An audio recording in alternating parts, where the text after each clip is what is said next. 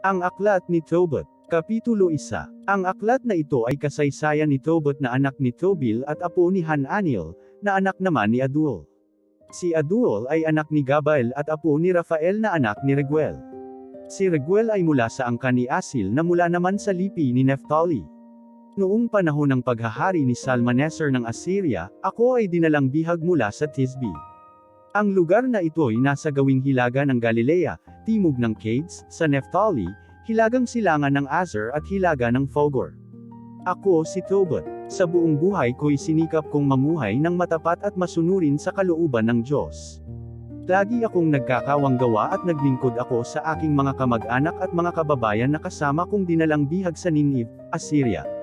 Noong kami nasa Israel pa, ako'y nasa akin pang kabataan ng ang lipi ni Naphtali, ang liping aming pinagmulan, ay humiwalay sa sambahayan ni David at sa Jerusalem. Kaya't kami ngayon ay hindi nasaklaw ng Jerusalem, ang lungsod na pinili sa lahat ng lipi ng Israel.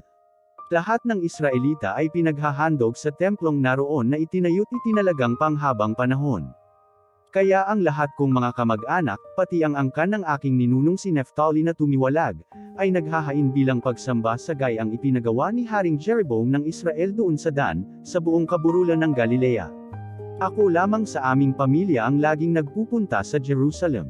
Lagi akong dumadalo sa mga kapistahan doon sapagkat ito'y bahagi ng walang hanggang kautusan na dapat sundin ng lahat.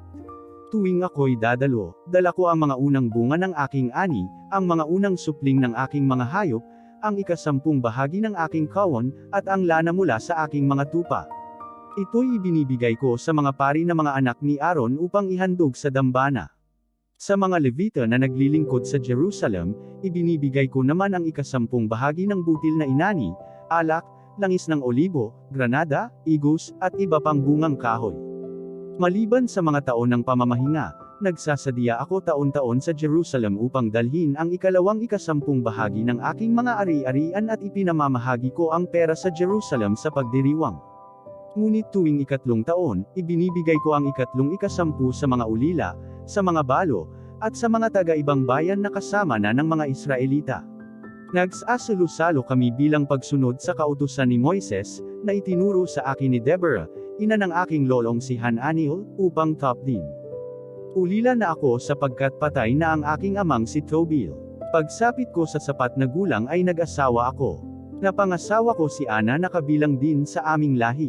Si Tobias ang aming naging anak. Nang ako'y dalhing bihag sa Assyria, tumira ako sa Ninive. Doon, ang mga kapatid ko't kamag-anak ay natuto na ring kumain ng pagkain ng mga hentil. Ngunit ako'y nakapagpigil sa sarili. Dahil sa aking katapatan sa kataas-taasang Diyos.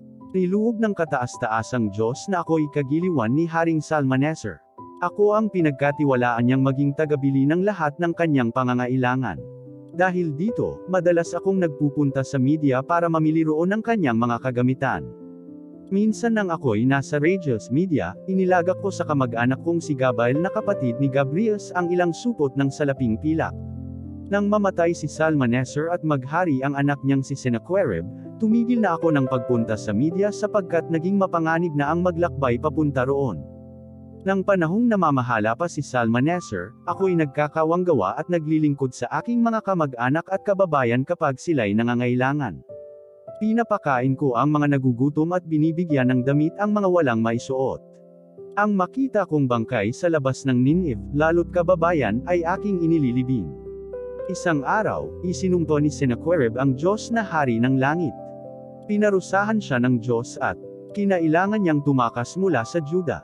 Galit na galit siya nang magbalik sa media kaya't marami siyang ipinapatay na Israelita. Palihim kong inilibing ang mga bangkay kaya't nagtataka ang hari kung bakit nawawala ang mga bangkay ng mga ipinapatay niya. Ngunit may taga-Ninive na nagsumbong sa hari na ako ang gumagawa nito. Bunga nito'y nagalit sa akin ang hari, kaya't ako'y nagtago. Ngunit nang mabalitaan kung alam na ng hari ang tungkol sa akin at ako'y pinaghahanap upang patayin, ako'y tumakas dahil sa takot. Sa galit ng hari, lahat ng ari-arian ko'y kanyang sinamsam, maliban sa aking asawang si Ana at anak na si Tobias. Makalipas ang halos 40 araw, pinatay si Haring Sennacherib ng 2 niyang anak na lalaki at pagkatapos ay tumakas ang mga ito patungong kabundukan ng Ararat. Pumalit sa hari ang anak niyang si Esarhaddon at kinuha nitong katulong sa palasyo ang pamangkin kong si Ahikar na anak ni Hanul. Ginawa siyang tagapamahala ng kayamanan ng buong kaharian. Dahil kay Ahikar, nakabalik ako sa Nineve. Noon pa mang buhay si Haring Sennacherib ng Assyria, si Ahikar ay naglilingkod na sa palasyo bilang tagapaghanda ng inumin ng hari, tagapag-ingat ng pantatak, tagapamahala at ingat yaman pa. Ang mga tungkulin ding nabanggit ang ipinagkatiwala sa kanya ng bagong hari. Dahil sa pamangkin ko si Ahikar, pinuri niya ako sa hari kaya't pinayagan ako ng hari na makabalik sa Nineve. Kapitulo 2. Noong panahon ng paghahari ni Esarhaddon, bumalik ako sa aking tahanan sa piling ng aking asawang si Ana at anak na si Tobias. At nang ipagdiwang ang Pentecosts, ang pista ng 7 linggo, hinandugan nila ako ng isang masarap na salusalo. Matapos ihain ang masasarap na pagkain sa hapag, tinawag ko ang aking anak na si Tobias.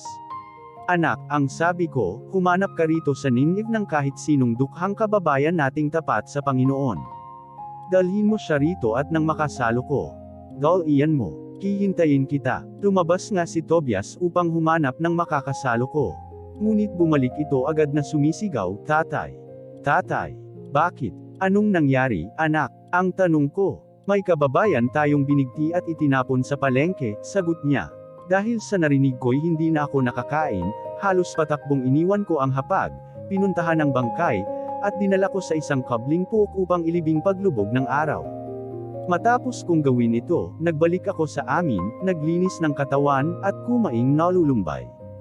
Noon ko nag-unite ang pahayag ni Propeta Amos laban sa mga taga-Bethel, ang inyong pagdiriwang ay magiging pagdadalamati, at ang inyong kasayahan ay magiging panaghuyan. Nanandyas ako. Paglubog ng araw, lumabas ako at hamukay ng paglilibingan, at ibinaon doon ang bangkay. Sa ginawa kong ito, pinagtawanan ako ng aking mga kapitbahay. Ang sabi nila, hindi na ba natakot ang taong ito? Ipinadakip na siya para patayin sa ganito ring kasalanan, ngayoy naglibing na naman. Pag-uwi ko ng gabing iyon, naligo ako at pagkatapos ay doon na ako natulog sa aming bulwagan. Hindi na ako nagtakip ng mukha dahil sa init. Hindi ko napunang may mga ibong maya pala sa tapat ng higaan ko. Ang mainit-init pang ipot ng mga ito'y pamatak sa aking mga mata at lumikha ng katarata. Sumangguni ako sa mga manggagamot ngunit wala silang nagawa.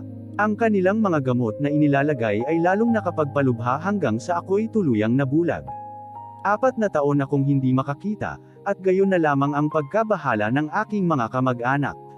2 taon akong tinulungan ni Ahikar hanggang sa siya'y magpunta sa Ilaymais. Ang asawa kong si Ana ay nagtrabaho bilang manghahabi na karaniwang gawain ng mga babae ng panahong iyon, upang kumita ng ikabubuhay namin. Pagkahatid niya ng kanyang mga ginawa ay binabayaran agad siya ng may-ari. Minsan, noong 7 araw ng buwan ng taglamig, naghatid siya ng mga natapos niya. Nakuha niya agad ang buong kabayaran at binigyan pa siya ng isang batang kambing. Umuwi siyang akay ang kambing.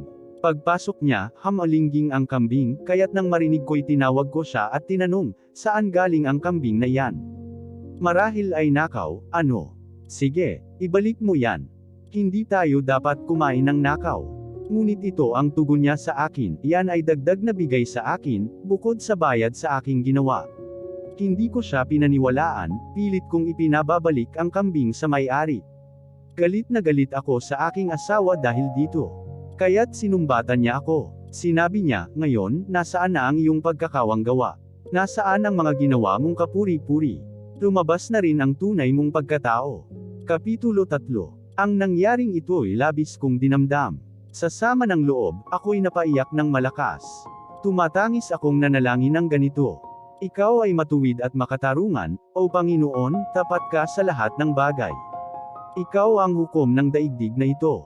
Kaya naman ako'y iyong kahabagan, linisin ako at iyong tulungan, sa mga kasalanan ko'y huwag mong parusahan, sa di sinasadyang mga kamalian at pagkakasala ng aking mga ninuno. Sa pagkakasala nila at paglabag, itong aming lahi na bihag at naghirap, maraming namatay nang sila'y dalhing bihag. Kahit sa ang bansang aming kinasadlakan, tinutuya kami't pinag-uusapan, nalagay kami sa labis na kahihiyan. Ang mga parusang iyong iginawad, tapat at totoo, sa amin nararapat sa mga magulang nami angkop na ilapat. Pati na sa amin ang parusay dapat pagkat ang utos mo'y di namin tinupad. Gawin mo sa akin, iyong maibigan, pabayaan mo nang makitil ang buhay, bayan na akong makabalik sa lupa, masarap pa sa aking ako'y mamayapa. Di ko matitiis na ako'y kutsain, lubhang mabigat na ang aking pasanin. Panginoon, hayaan ang hirap ko'y magwakas at mamahinga ako sa tirahang walang hanggan. Mabuti pa ngayon ang ako'y mamatay, kaysa magtiis pa ng hirap sa buhay na ang naririnig ay mga pangungutya. Nang panahong iyon, sa Ekbatana, Media, ay may isang dalagang ang pangalay Sara na anak ni Reguel. 7 ulit na siyang nagpakasal, ngunit bago siya masipangan, bawat mapang-asawa niya ay pinapatay ng demonyong si Asmodeo. Isang araw, ininsulto siya ng isang babaeng utusan ng kanyang ama. Sabi nito, "Piyong ikaw ang pumatay sa iyong mga naging asawa. Tingnan mo, 7 ang naging asawa mo, ngunit wala ni isang nakapagbigay sa iyo ng anak. Bakit kami ang pagpapasanin mo nito? Mamamatay ng asawa, mabuti pa'y magpakamatay ka na rin. Hindi namin gustong ikaw ay magkaanak pa." Lubhang nalungkot si Sara ng araw na iyon. Umiiyak siyang umakyat sa silid ng kanyang ama. Nais na niyang magbigti, ngunit nagbago ang kanyang isip. Hindi, nasabi niya sa sarili, hahamakin ng mga tao ang tatay ko kapag ito'y ginawa ko. Tiyak na sasabihin nila sa kanya, iisa na nga lang ang anak mong babae, nagpakamatay pa dahil sa kapigatian. Para kung itinulak ang aking ama sa hukay dahil sa sama ng loob. Mabuti pang hilingin ko sa Panginoon na siya ang kumitil sa aking buhay para hindi na ako kutsain ng mga tao. Kaya't noon di humarap si Sara sa bintana, itinaas ang mga kamay, at nanalangin ng ganito, "Mahabaging Diyos, dapat kang papurihan, marapat dakilain ang iyong pangalan, dapat kang purihin ang lahat ng nilalang. Ang tulong mo ay aking hinihintay, O Panginoon. Iyong ang iutos na ako ay lumaya nang di na marinig ang mga pagkutsya. Iyong nababatid na ako'y dalaga, nakasiping na lalaki, kailan may wala pa. Dangal ng sarili aking naingatan, pati na ang dangal ng aking magulang sa lugar kung saan dinala kaming bihag. Itong aking amay walang ibang anak, walang kamag-anak na aking magiging." Kabiyak, 7 beses na akong nabiyuda kaya ang buhay ko'y wala ng halaga. Kung ang buhay ko'y di mo pa kukunin, yung ipadama ang habag sa akin, huwag mo nang hayaang ako ay kutsain. Ang dalangin ni Tobit at ni Sara ay narinig ng Diyos. Noon di tinugon niya ang kanilang kahilingan. Isinugo niya ang anghel na si Rafael upang sila'y tulungan. Isinugo ito upang alisin ang catarata sa mata ni Tobit at upang palayain si Sara sa kapangyarihan ng demonyong si Asmodeo, at pagkatapos ay makasal kay Tobias, na anak ni Tobit, sapagkat si Tobias ang may karapatan kay Sara. Samantalang si Tobit ay pabalik sa kanyang tahanan mula sa bakuran nila, si Sara naman, na anak ni Reguel, ay bumababa sa kanyang silid. Kapitulo 4. Nang araw ding iyon, naalala ni Tobit ang salaping kanyang inilagak kay Gabael sa Radius Media. Noon di inisip niya ang ganito, dahil ang hangad ko'y mamatay na, kailangang tawagin ko ang anak kong si Tobias upang ipaliwanag sa kanya ang tungkol sa salaping iyon. Ipinatawag nga niya ito, at pagdating ay sinabihan, "Ipalibing mo ako ng maayos kapag ako'y namatay. Igagalang mo ang iyong ina at huwag mo siyang pababayaan. Sundin mo anuman ang kanyang kagustuhan at huwag mo siyang dudulutin ng sama ng loob. Alalahanin mo anak na maraming panganib ang kanyang dinanas habang ikaw ay nasa sinapupunan pa niya. Kaya kung siya'y bawian ng buhay, ilibing mo siya sa aking tabi. Huwag mong kalilimutan ang Panginoon habang ikaw ay nabubuhay, sumunod ka sa mga utos niya at iwasan mong magkasala. Sa iyong buong buhay, gawin mo ang mabuti at iwasan ang landas ng makasalanan. Sikapin mong maging tapat sa gawain at magtatagumpay ka. Huwag mong tatalikuran ang mahihirap, magkawanggawa ka, at di ka tatalikuran ng Diyos. Ang pagkakawanggawa ay angkop mo sa iyong katayuan sa buhay, kung mayaman kay magbigay ka ng masagana. Ngunit mahirap ka may magbigay ka rin, huwag kang magpapabaya. Alalahanin mong sa paggawa mo nito'y nag-iimpok ka ng kayamanan na magagamit mo sa panahon ng kagipitan. Hindi lamang ito, ang pagkakawanggaway nagal iligtas pa sa kamatayan at sa kadiliman. Ang paglilimos ay isang mabuting kaloob para sa karangalan ng kataas-taasang Diyos. Anak, iwasan mo ang anumang uri ng pakikiapid. Huwag kang mag-aasawa sa hindi kabilang sa angkan ng ating mga ninuno. Huwag sa mga dayuhan kundi sa kabilang sa angkan ng iyong ama, sapagkat tayo'y nagbuhat sa mga propeta. Alalahanin mong lagi sina Noe, Abraham, Isaac at Jacob. Sila ang ating mga ninuno, lahat ay nag-asawa sa mga kamag-anak nila at pinarami ng Diyos ang kanilang mga anak. Ang mga anak na ito ang magmamana ng lupain ng Israel. Kaya mahalin mo ang iyong angkan. Huwag kang magmamalaki sa kanila. Kailangang doon ka pumili ng iyong mapapangasawa. Sapagkat kung hindi mo gagawin ito at magmamalaki ka, maaaring magkagulo-gulo kayo at di magkaunawaan. Ang catamaran ay siyang sanhi ng paghihikahos at paghihirap. Iyan din ang pagmumula ng karalitaan at kagutuman. Ang sinumang pinagtatrabaho mo'y swelduhan mo agad. Huwag mo nang ipagpapabukas pa ang pagbabayad sa kanya. Kung magiging tapat kang lingkod ng Diyos, ikaw ay pagpapalain niya. Ingatan mo ang iyong hakbang at ilagay sa lugar ang bawat kilos mo. Anumang hindi mo gusto'y huwag mong gagawin sa iba. Huwag kang maglalasing. Huwag mong pababayaang maging bisyo mo ang pag-inom ng alak. Bigyan mo ng pagkain ang nagugutom, at ng damit ang mga nangangailangan. Kung masagana ka ay magkawanggawa ka, at huwag kang manghihinayang sa iyong pagbibigay ng limos. Kung may mabuting tao na mamatay, huwag kang magmaramot sa pagpapakain sa mga naulila. Subalit huwag mong gagawin iyon sa mga makasalanan. Humingi ka ng payo sa marurunong at piliin mo ang papakinabangan. Magpuri kang lagi sa Panginoong Diyos. At hilingin mong ituwid niya ang iyong landas para magtagumpay ka sa iyong layunin. Walang maaasahang mabuting payo sa mga bansang pagano, ang Panginoon lamang ang nagbibigay ng lahat ng mabuti. Kung loobin niyang itaas ang tao, nagagawa niya ito, at kung gusto namang isadlak sa libingan, ito'y mangyayari. Dahil dito, huwag mong kalilimutan ang aking mga utos, at yukit mo ito sa iyong isipan. Tobias, may ipagtatapat ako ngayon sa iyo, anak, may inilagak akong malaking halaga kay Gabael na anak ni Gabriel, sa Radios, Media. Huwag ka na ngayong malungkot dahil sa tayo'y maralita. Kung may takot ka sa Diyos at iiwan mo ang kasalanan, malulugod sa iyo ang Panginoon at yayaman ka. Kapitulo 5. Si Tobias ay sumagot sa kanyang amang si Tobit, susundin ko po ang lahat ng inyong utos. Ngunit paano ko po makukuha ang salaping sinasabi ninyo? Hindi naman ako kilala ng taong sinasabi ninyo at hindi ko rin naman siya kilala. Ano pong katibayan ang ibibigay ko sa kanya upang kilanlin niya ako at ipagkatiwala sa akin ang salaping iyon? Hindi ko rin po alam ang papunta sa media. Sumagot si Tobit, may paraan, anak, lumagda kami ni Gabael sa isang kasulatan, na may 2 sipi at pagkatapos ay pinagtigisahan namin iyon. Ang kanya ay kasama ng supot ng salapi. 20 taon na ang nakalipas mula noon. Humanap ka agad ng isang taong mapagkakatiwalaan na makakasama mo. Babayaran natin siya pagbalik ninyo. Kailangang makuha mo ang salaping iyon kay Gabael. Humanap nga si Tobias ng taong tapat at nakakaalam ng pagpunta sa media. Paglabas niya'y nakita niya ang anghel na si Rafael na nakatayo sa kanyang harapan, ngunit hindi niya alam na ito'y anghel ng Diyos. Kaya't tinanong niya kung taga saan ito. Israelita ako, sagot ni Rafael. Malayo mo akong kamag-anak, at pumunta ako rito sa Ninive upang maghanap ng trabaho. Alam po ba ninyo ang patungo sa media? Tanong ni Tobias. Aba, oo, tugon ng anghel. At sinabi pa nito, sanay ako sa pagpunta roon. Alam ko ang lahat ng daang patungo roon. May kamag-anak pa nga akong madalas dalawin doon. Si Gabael na taga Radios, Media. Ang Radios ay 2 araw na lakbayin mula sa Ecbatana, sapagkat ang Radios ay nasa kabundukan at ang Ecbatana ay nasa gitna ng kapatagan. Nang marinig ito ni Tobias, sinabi niya sa kausap, maaari bang hintayin mo ako sandali? Ikaw ang taong kailangan kong makasama, babayaran kita. Magsasabi lang ako sa ama ko. Payag ako, iyan mo lang, tugon ni Rafael. Nagbalik si Tobias at sinabi sa kanyang ama ang nangyari. Sabi niya, nakakita na po ako ng lalaking makakasama at isa pa nating kamag-anak.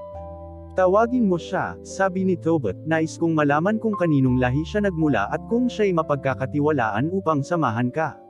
Tinanong siya ni Tobit, huwag kang magagalit, anak, taga saan ka ba at kaninong lahi ka nagmula? Bakit po kailangan pa ninyong malaman ang aking pagkatao?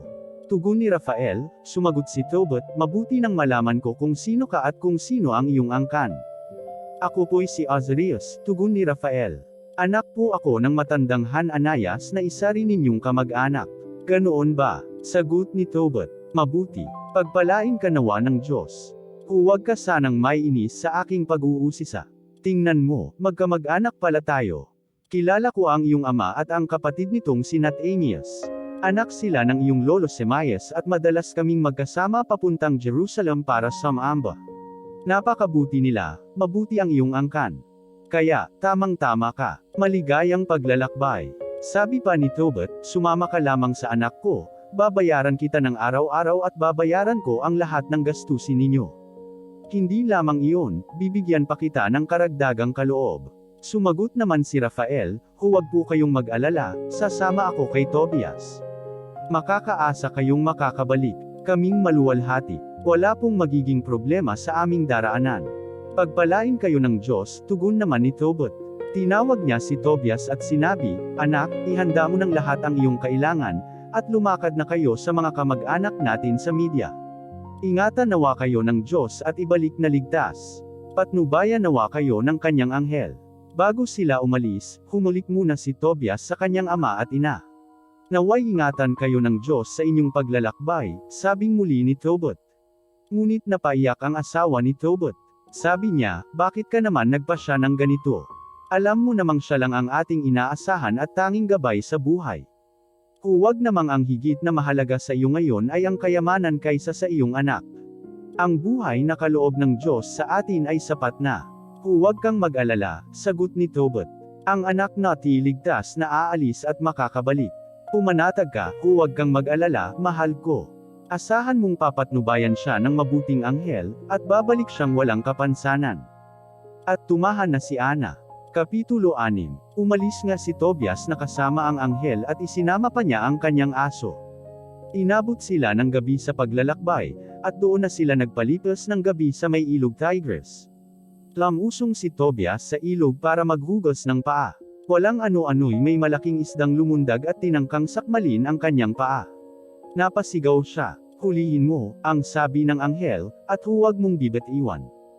Gayon nga ang ginawa ni Tobias, at iniahon sa pampang ang isda. Sinabi ng anghel, biyakin mo ang isda at itago mo ang apdo, puso at atay sapagkat ang mga iyon ay mabuting gamot. Itapon mo ang iba pang lamang loob. Sinunod ni Tobias ang utos sa kanya. Nagluto pa siya ng kapiraso ng isda at kinain nila. Ang natira'y inasnan at binaon nila sa paglalakbay. Matapos kumain at magpahinga, nagpatuloy sila sa paglalakbay.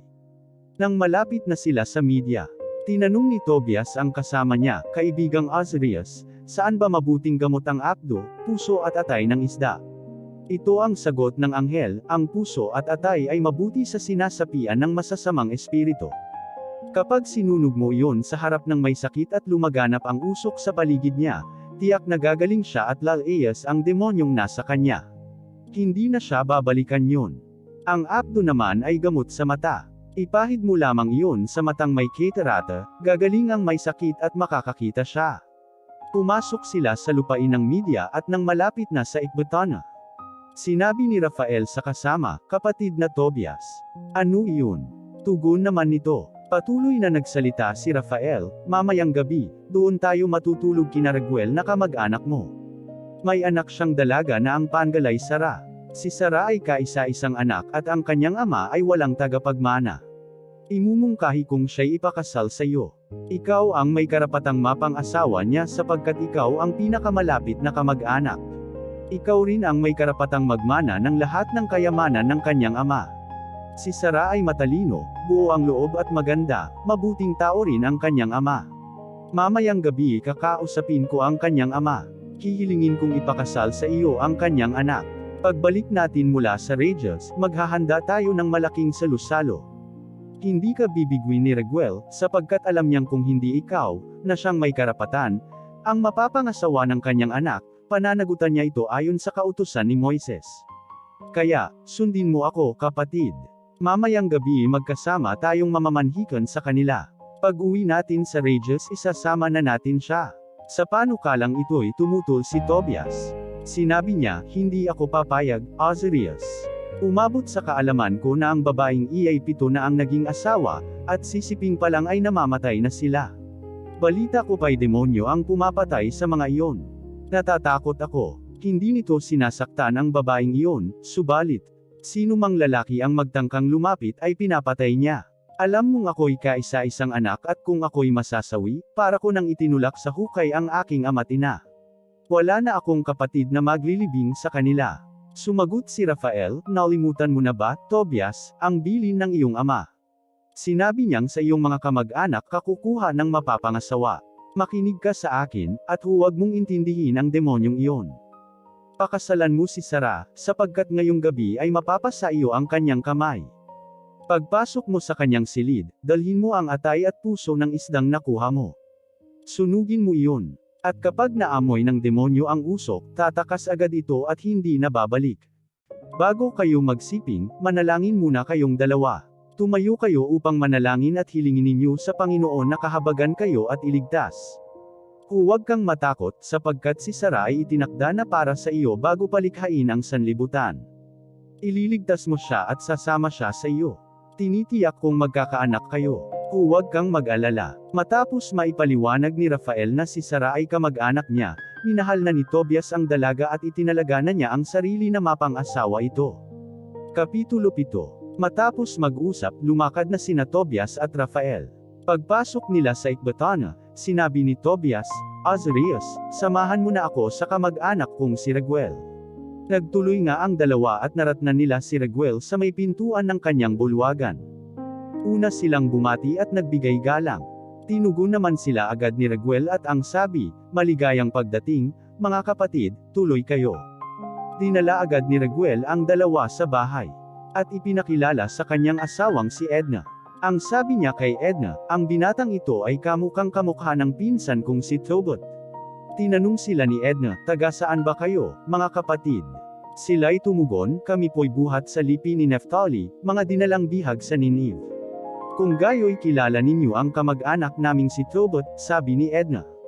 Aba, opo, tugon ng dalawa. O, kumusta naman siya? Nananabik na tanong ni Edna. Buhay po at malakas pa rin, sabi ng dalawa. Ama ko po siya, sabi ni Tobias. Napalundag sa galak si Raguel, at umiiyak na hinagkan si Tobias. Ngunit nalungkot siya at napahagulgol ng malaman sa dalawa na bulag pala si Tobot. Sinabi niya kay Tobias, pagpalain ka ng Diyos, anak ko. Dakila at napakabuti ng iyong ama. Nakapanlulu mo na ang isang tapat at mabuting taong tulad niya ay mabulag. Umiiyak niyang niyakap si Tobias. Pati si Edna at si Sarah ay napaiyak din. Ang usapan nila ay narinig ni Raguel, kaya't sinabi niya kay Tobias. Kumain ka at uminom. Magsaya ka ngayong gabi, sapagkat ikaw na ang mapapangasawa ni Sarah. Wala akong karapatang ibigay siya sa iba sapagkat ikaw ang pinakamalapit kong kamag-anak. Subalit may ipagtatapat ako sa iyo. Si Sarah ay naipakasal ko na sa 7 lalaki na mga kamag-anak din, ngunit lahat sila'y namatay kapag sila'y sisiping na sa kanya. Ang paniwala ko'y hindi mangyayari sa iyo ang gayon, iingatan ka ng Panginoon. Kaya kumain ka, uminom at pumanatag. Sumagot si Tobias, hindi po ako kakain at iinom hanggat hindi ko nakakamtan si Sarah. Mangyayari ang nais mo, tugon ni Raguel. Ayon sa kautusan ni Moises, si Sarah ay asawa mo na. Iyan ang kapasyahan sa langit. Kaya kunin mo na siya, at mula ngayon, ikaw ay sa kanya at siya naman ay sa iyo magpakailanman. Naway pagpalain kayo ng Panginoon ngayong gabi. Kahabagan nawa kayo at bigyan ng kapayapaan. Pagkatapos, tinawag ni Raguel si Sarah at ibinigay kay Tobias. Sinabi niya, Tobias, ayon sa kautusan ni Moises, si Sarah ay asawa mo na. Tanggapin mo siya, ingatan, at iharap mo sa iyong ama.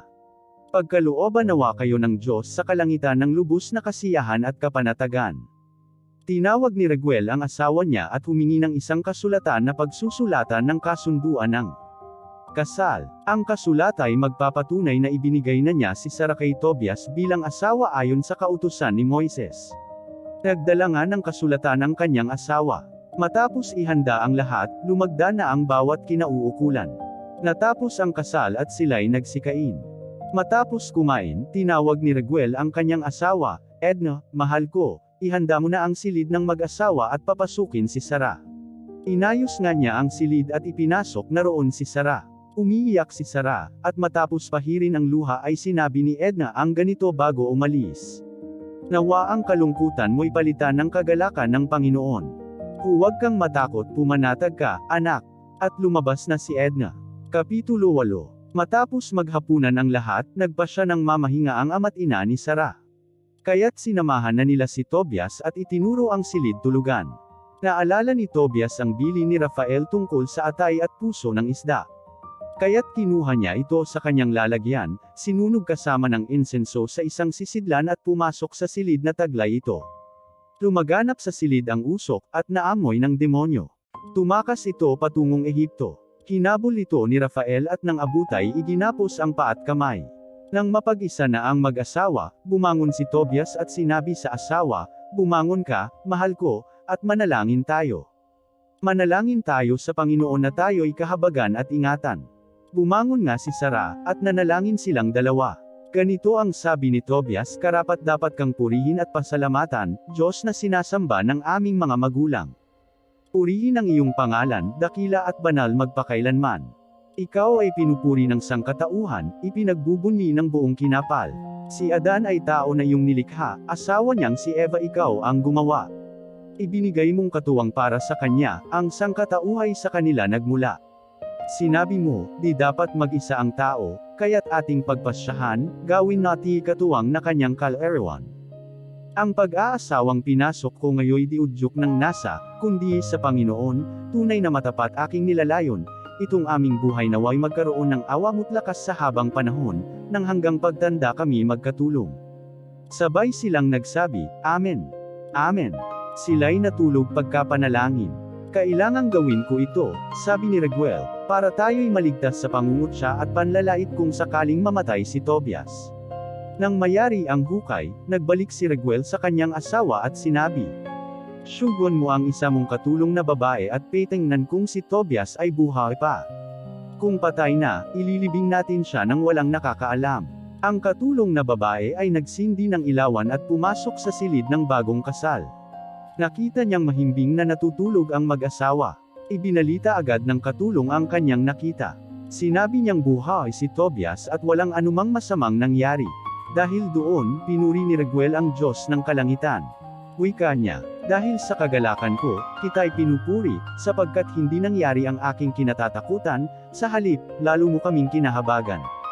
At sa kabutihan mo sa mag-asawang ito, pinupuri ka namin. Opo, Panginoon, mahabagkat iligtas mo sila, at ipagkaloob mo sa kanila ang mahabang buhay sa ilalim ng iyong kalinga." Matapos manalangin, sinabi niya sa kanyang mga alipin na bago mag-umagay tabunan ang ginawa nilang hukay. Sa katuwaan nila ay naghanda sila ng isang malaking salusalo. Inutusan ni Raguel ang kanyang asawa na magluto ng maraming tinapay, samantalang siya naman ay kumuha sa kawon ng 2 toro at 4 na bar akong kambing at ipinapatay sa mga utusan. Tinawag niya si Tobias at sumumpa si Raguel na, "Hindi ka aalis dito sa loob ng 2 linggo. Magkasama tayong kakain at iinom, at dudulutan mo ng kaligayahan ang iyong asawa. Kunin mo na ang kalahati ng kayamanan ko kahit buhay pa ako. Madadala mo ito sa iyong pag-uwi, at sana'y makarating ka sa inyo ng ligtas. Ang matitira ay iyo pa rin kapag kaming mag-asawa'y namatay na. Magalak ka, anak, ako'y iyo na ring ama at si Edna ay iyong ina. Tunay na ang ating kaugnayan ay hindi na mapapatid. Wala kang anumang dapat ay panggamba, anak." Kapitulo 9. Naalala ni Tobias ang salaping sinabi ng kanyang ama. Kaya't tinawag niya si Rafael at sinabi, "Azarias, ihanda mo ang 2 kamelyo at kumuha ka ng 4 na alipin. Dalhin mo ang kasulatang ito at pumunta kayo sa Rages, sa bahay ni Gabael. Ibigay mo sa kanya ang kasulatan, kunin mo ang salapi at pasamayan mo siya rito. Sabihin mong kailangan ko siya sa pagdiriwang ng aming kasal. Tiyak na naghihintay na ang aking ama. Kahit na isang araw lang akong maantala ay kanyang ikakabalisa.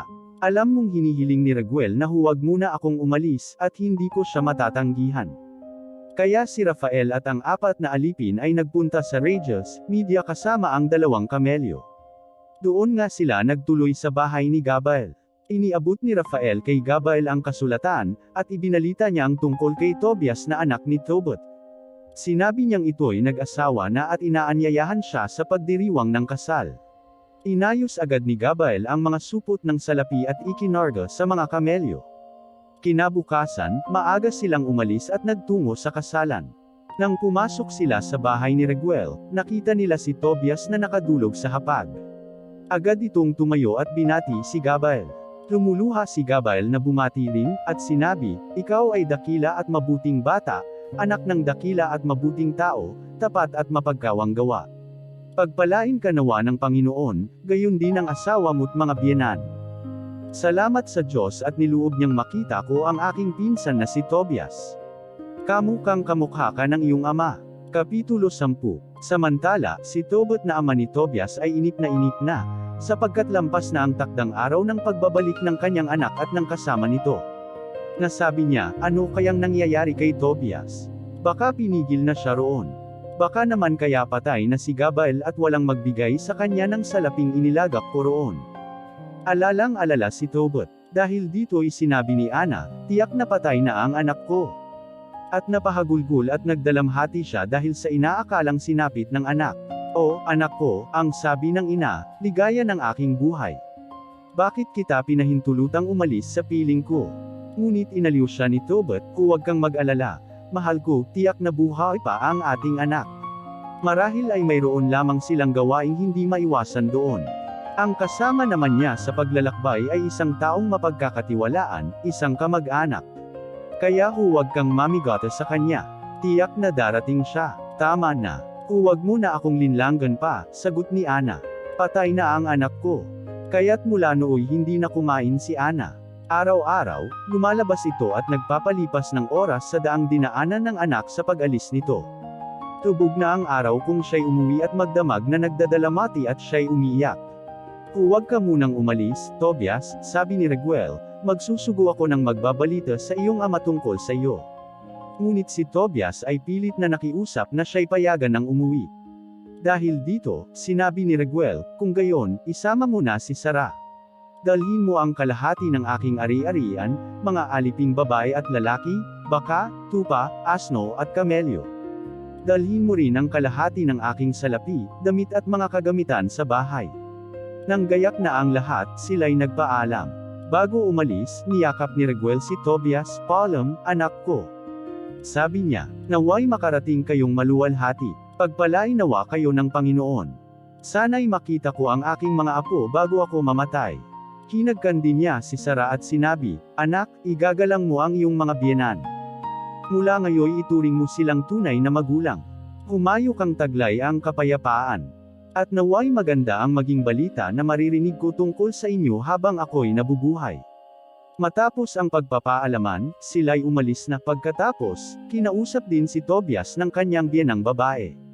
Sinabi nito, "Anak ko at mahal na kamag-anak, ihatid nawa kayong ligtas ng Panginoon ng langit. Nawa, bago ako mamatay ay makita ko ang aking magiging apo sa inyo ni Sara. Sa harapan ng Panginoon, ipinagkakatiwala ko sa iyo ang aking anak. Huwag mo siyang bibigyan ng sama ng loob. Humayo kayong taglay ang kapayapaan. Asawa mo si Sara kaya't ako'y ina mo na ngayon. Naway sumagana tayong lahat habang tayo'y buhay." Matapos niyang hagkan ang mag-asawa, tuluyan na silang pinalakad. Kapitulo 11. Galak na umalis si Tobias. Matapos mamaalam, sinabi pa nito bago umalis, "Mabigyang kasiyahan ko nawa kayo habang ako'y nabubuhay."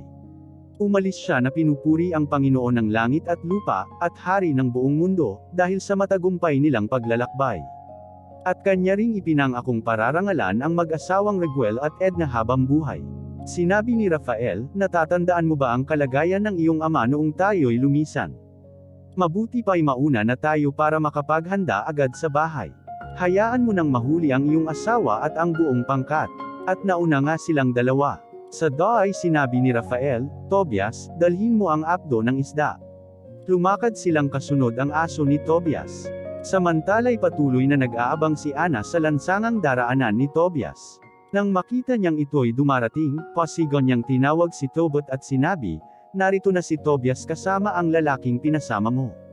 Bago dumating ng bahay, sinabi ni Rafael kay Tobias, "Sigurado kong makakakitang muli ang iyong ama. Pagdating mo'y ipahid mo agad sa kanyang mga mata ang apdo ng isda. Aalisin nito ang catarata sa mata ng iyong ama at muli siyang makakakita." Tumatakbong sinalubong ni Ana ang kanyang anak at niyakap ito ng mahigpit. Sinabi nito kay Tobias, "Maaari na akong mamatay, anak, ngayong muli kitang nakita." At naiyak siya sa laki ng tuwa.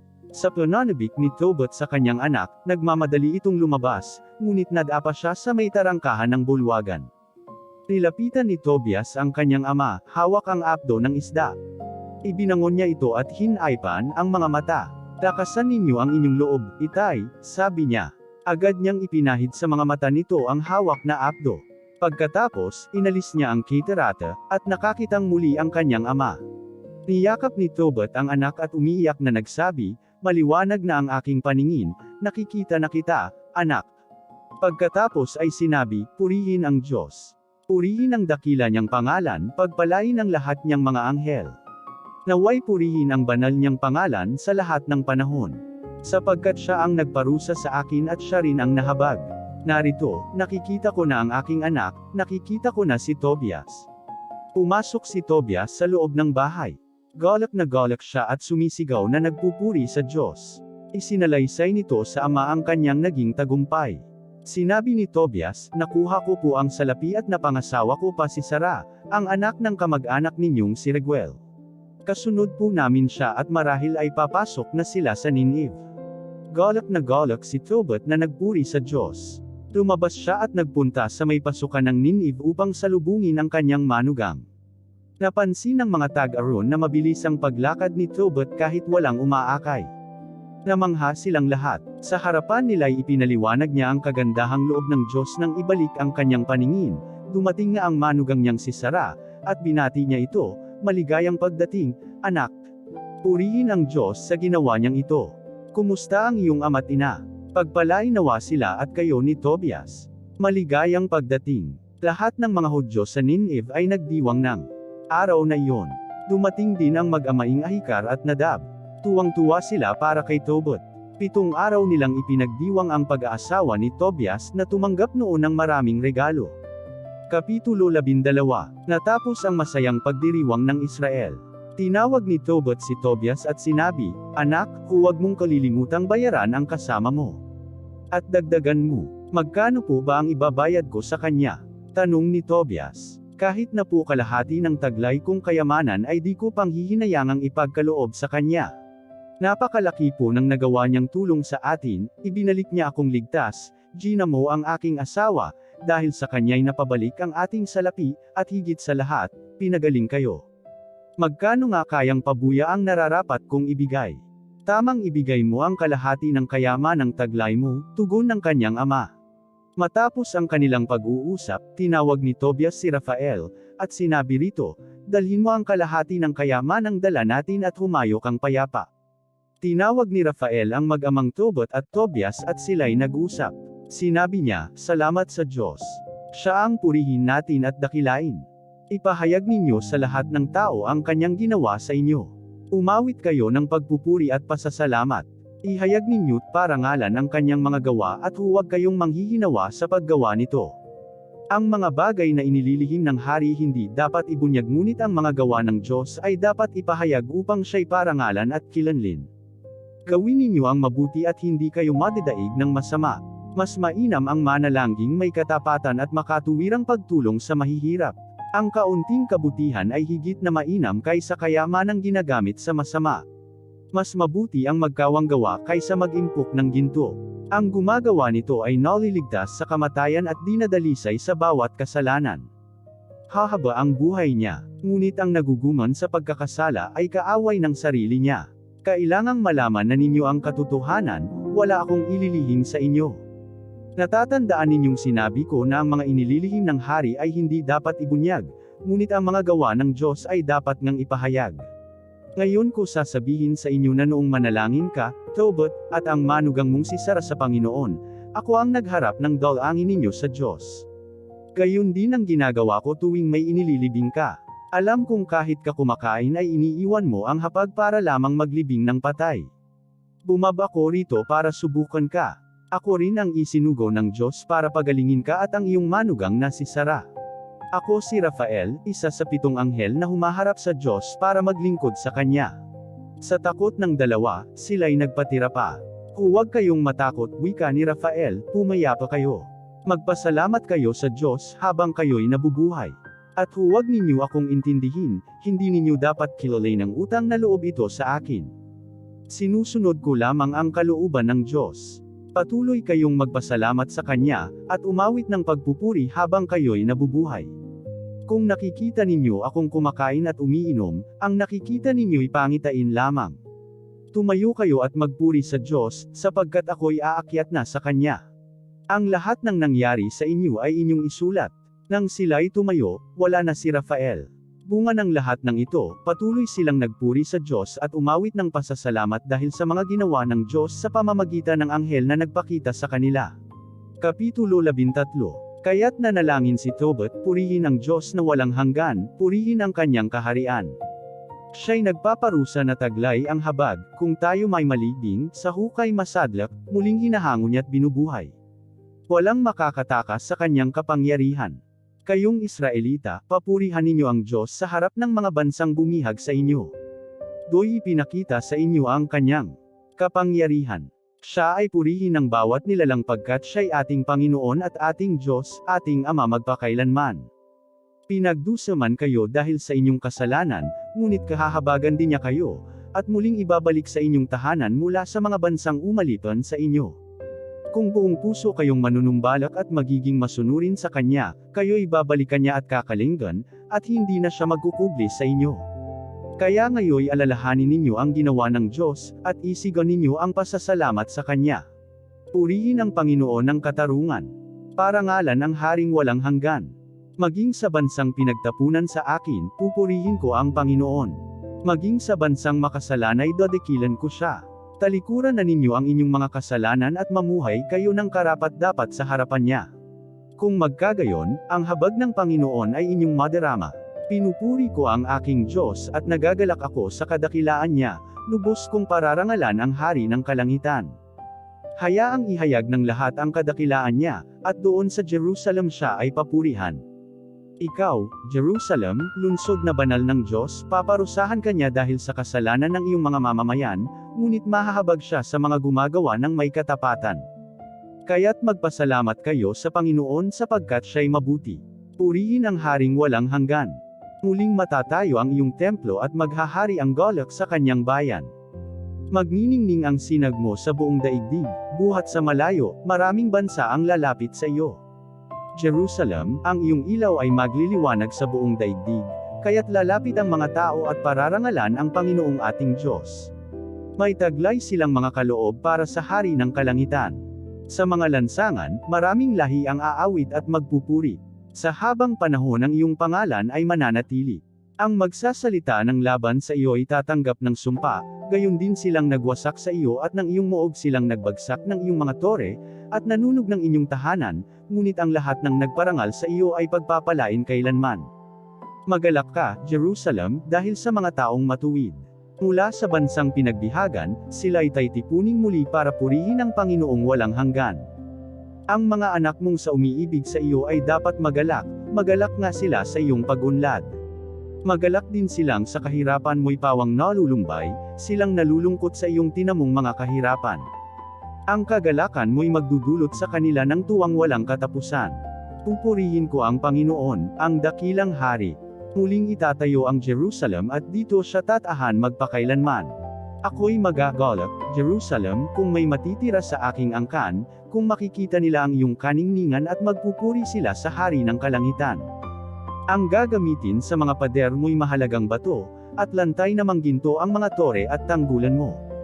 Ang mga lansangan ng lungsod na ito ay lalatigan ng batong hiyas, ng ruby at ophir na pawang kumikinang. Ang mga pintuan nitong Jerusalem aawit sa tuwa, mula sa mga tahanan lahat ay sisigaw dahilan sa galak. Purihin ang Panginoon, purihin ang Diyos ng Israel. Jerusalem, pagpapalain ng Diyos ang iyong mamamayan, sa buong panahon, sa ngalan ng Panginoon papuri ay iukol. Pupurihin nila ang banal mong pangalan magpakailanman. Dito nagwakas ang awit ng pagpupuri ni Tobit. Kapitulo 14. Si Tobit ay inabot ng 112 taon bago namatay. Napakaganda ng ginawang libing sa kanya sa Nineve, pinarangalan siya at pinapurihan. 62 taon siya nang mabulag at nang gumaling ay umunlad ng gayon na lamang ang kanyang buhay. Patuloy ang kanyang pagkakawanggawa at pagpupuri sa kadakilaan ng Diyos. Bago siya namatay, tinawag niya si Tobias at ang 7 anak nito. Umalis kayong madali, ang utos niya, ang mga apo ko'y dalhin mo agad sa media. Naniniwala ako sa sinabi ng Diyos kay Nahum tungkol sa Nineve. Ang sinabi ng kanyang mga propeta ay tiyak na mangyayari, at ang Assyria at Nineve ay parehong paparusahan. Lahat ng pahayag ay matutupad sa takdang panahon. Mapanganib sa Assyria at Babylonia kaya doon na kayo magpunta sa media. Ang mga kababayan natin sa Israel ay paaalisin sa mabuting lupain at itatapon sa ibang bansa. Ang buong bansa ng Israel pati na ang Samaria at Jerusalem ay mangungulila. Matutupok ang templo ng Diyos at pansamantalang magiging mapanglo. Ngunit ang Diyos ay mahahabag na muli sa mga Israelita at ibabalik sila sa Israel. Itatayo nilang muli ang templo, ngunit hindi tulad ng dati, sapagkat hindi pa natatapos ang takdang panahon.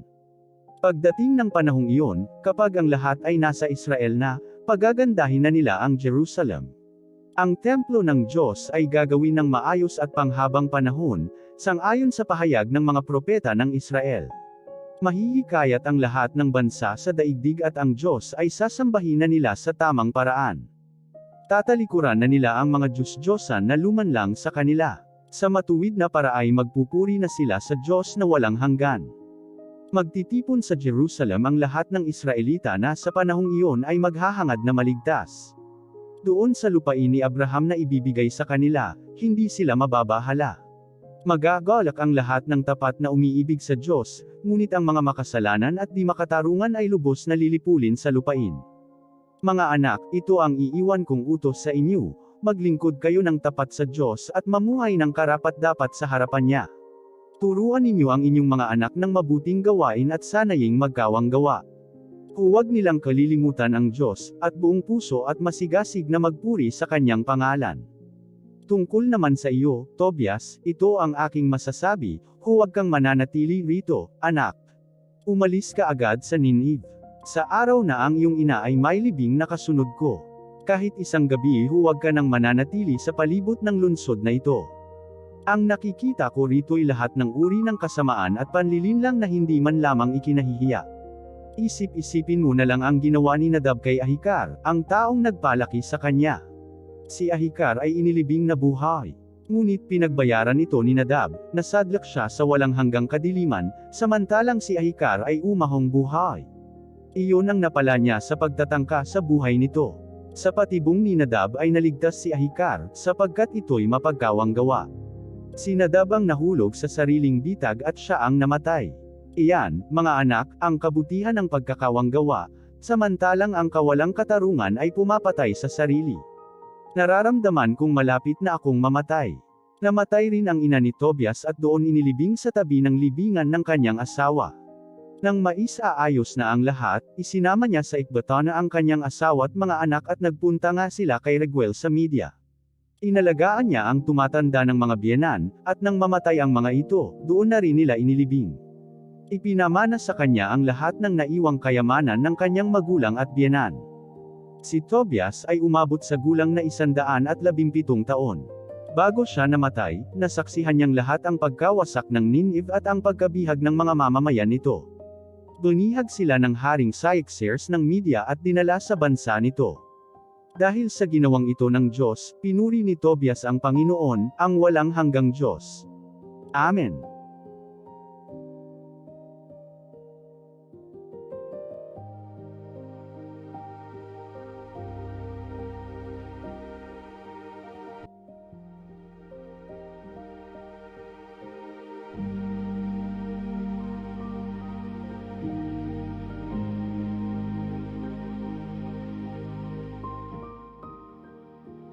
The Book of Judges, Chapter 1. Now after the death of Joshua, it came to pass, that the children of Israel asked the Lord, saying, Who shall go up for us against the Canaanites first, to fight against them? And the Lord said, Judah shall go up. Behold, I have delivered the land into his hand. And Judah said unto Simeon his brother, Come up with me into my lot, that we may fight against the Canaanites, and I likewise will go with thee into thy lot. So Simeon went with him, and Judah went up, and the Lord delivered the Canaanites and the Perizzites into their hand, and they slew of them in Bezek 10,000 men. And they found Adonai-Bezek in Bezek, and they fought against him, and they slew the Canaanites and the Perizzites. But Adoni-Bezek fled, and they pursued after him, and caught him, and cut off his thumbs and his great toes. And Adoni-Bezek said, 70 kings, having their thumbs and their great toes cut off, gathered their meat under my table, as I have done, so God hath requited me. And they brought him to Jerusalem, and there he died. Now the children of Judah had fought against Jerusalem, and had taken it, and smitten it with the edge of the sword, and set the city on fire.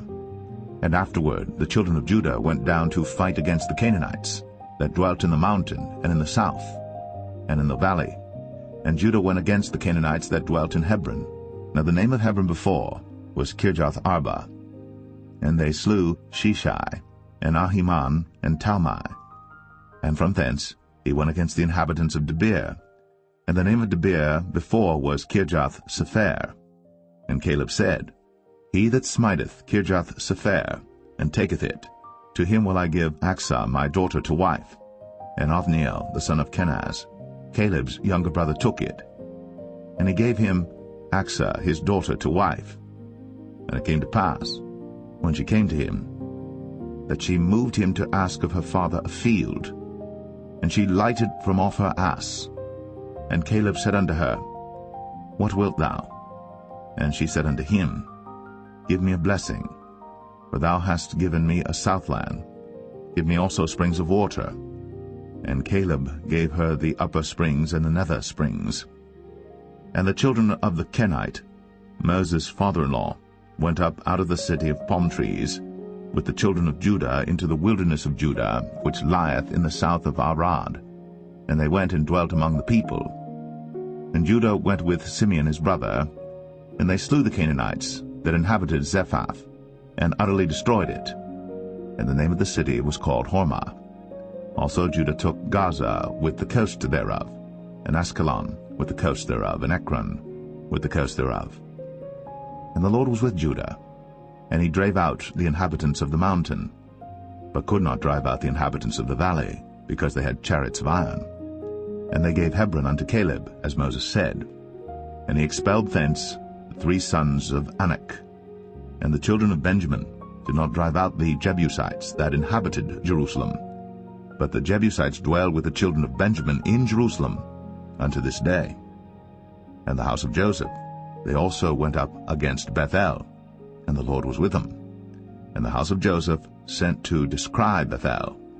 Now the name of the city before was Luz. And the spies saw a man come forth out of the city, and they said unto him, Show us, we pray thee, the entrance into the city, and we will show thee mercy. And when he showed them the entrance into the city, they smote the city with the edge of the sword, but they let go the man and all his family. And the man went into the land of the Hittites, and built a city, and called the name thereof Luz, which is the name thereof unto this day. Neither did Manasseh drive out the inhabitants of Beth-shan and her towns, nor Tanakh and her towns, nor the inhabitants of Dor and her towns, nor the inhabitants of Ibleam and her towns, nor the inhabitants of Megiddo and her towns, but the Canaanites would dwell in that land. And it came to pass, when Israel was strong, that they put the Canaanites to tribute, and did not utterly drive them out. Neither did Ephraim drive out the Canaanites that dwelt in Gezer, but the Canaanites dwelt in Gezer among them. Neither did Zebulun drive out the inhabitants of Kitron, nor the inhabitants of Nahalol, but the Canaanites dwelt among them, and became tributaries. Neither did Asher drive out the inhabitants of Akko, nor the inhabitants of Zidon, nor of Alab, nor of Agzib, nor of Helba, nor of Aphik, nor of Rehob. But the Asherites dwelt among the Canaanites, the inhabitants of the land, but they did not drive them out. Neither did Naphtali drive out the inhabitants of Beth-Shemesh, nor the inhabitants of Beth-Anath, but he dwelt among the Canaanites, the inhabitants of the land.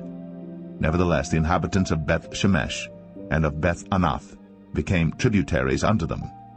And the Amorites forced the children of Dan into the mountain, for they would not suffer them to come down to the valley. But the Amorites would dwell in Mount Eris, in Ayalon, and in Shaalbim, Yet the hand of the house of Joseph prevailed, so that they became tributaries. And the coast of the Amorites was from the going up to Akrabim, from the rock and upward.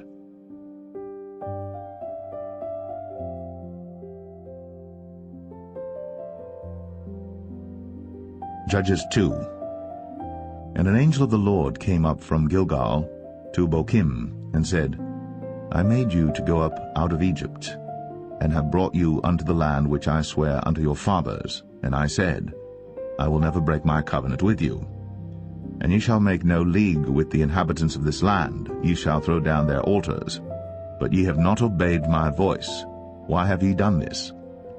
Wherefore I also said, I will not drive them out from before you, but they shall be as thorns in your sides, and their gods shall be a snare unto you. And it came to pass, when the angel of the Lord spake these words unto all the children of Israel, that the people lifted up their voice and wept. And they called the name of that place Bochim, and they sacrificed there unto the Lord. And when Joshua had let the people go, the children of Israel went every man unto his inheritance to possess the land.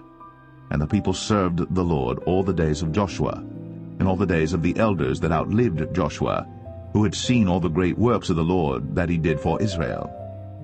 And Joshua the son of Nun, the servant of the Lord, died, being 110 years old. And they buried him in the border of his inheritance, in Timnath-Eres, in the mount of Ephraim, on the north side of the hill Gaash. And also all that generation were gathered unto their fathers. And there arose another generation after them, which knew not the Lord, nor yet the works which he had done for Israel. And the children of Israel did evil in the sight of the Lord, and served Baalim. And they forsook the Lord God of their fathers, which brought them out of the land of Egypt, and followed other gods of the gods of the people that were round about them, and bowed themselves unto them, and provoked the Lord to anger. And they forsook the Lord, and served Baal and Ashtoreth. And the anger of the Lord was hot against Israel, and he delivered them into the hands of spoilers that spoiled them, and he sold them into the hands of their enemies round about, so that they could not any longer stand before their enemies. Whithersoever they went out, the hand of the Lord was against them for evil, as the Lord had said, and as the Lord had sworn unto them, and they were greatly distressed. Nevertheless the Lord raised up judges, which delivered them out of the hand of those that spoiled them. And yet they would not hearken unto their judges, but they went a-whoring after other gods, and bowed themselves unto them. They turned quickly out of the way which their fathers walked in, obeying the commandments of the Lord. But they did not so. And when the Lord raised them up judges, then the Lord was with the judge, and delivered them out of the hand of their enemies all the days of the judge. For it repented the Lord because of their groanings by reason of them that oppressed them and vexed them. And it came to pass, when the judge was dead, that they returned and corrupted themselves more than their fathers, in following other gods to serve them, and to bow down unto them. They ceased not from their own doings, nor from their stubborn way. And the anger of the Lord was hot against Israel, and he said, Because that this people hath transgressed my covenant which I commanded their fathers, and have not hearkened unto my voice, I also will not henceforth drive out any from before them of the nations which Joshua left when he died, that through them I may prove Israel, whether they will keep the way of the Lord to walk therein, as their fathers did keep it, or not. Therefore the Lord left those nations without driving them out hastily, neither delivered he them into the hand of Joshua.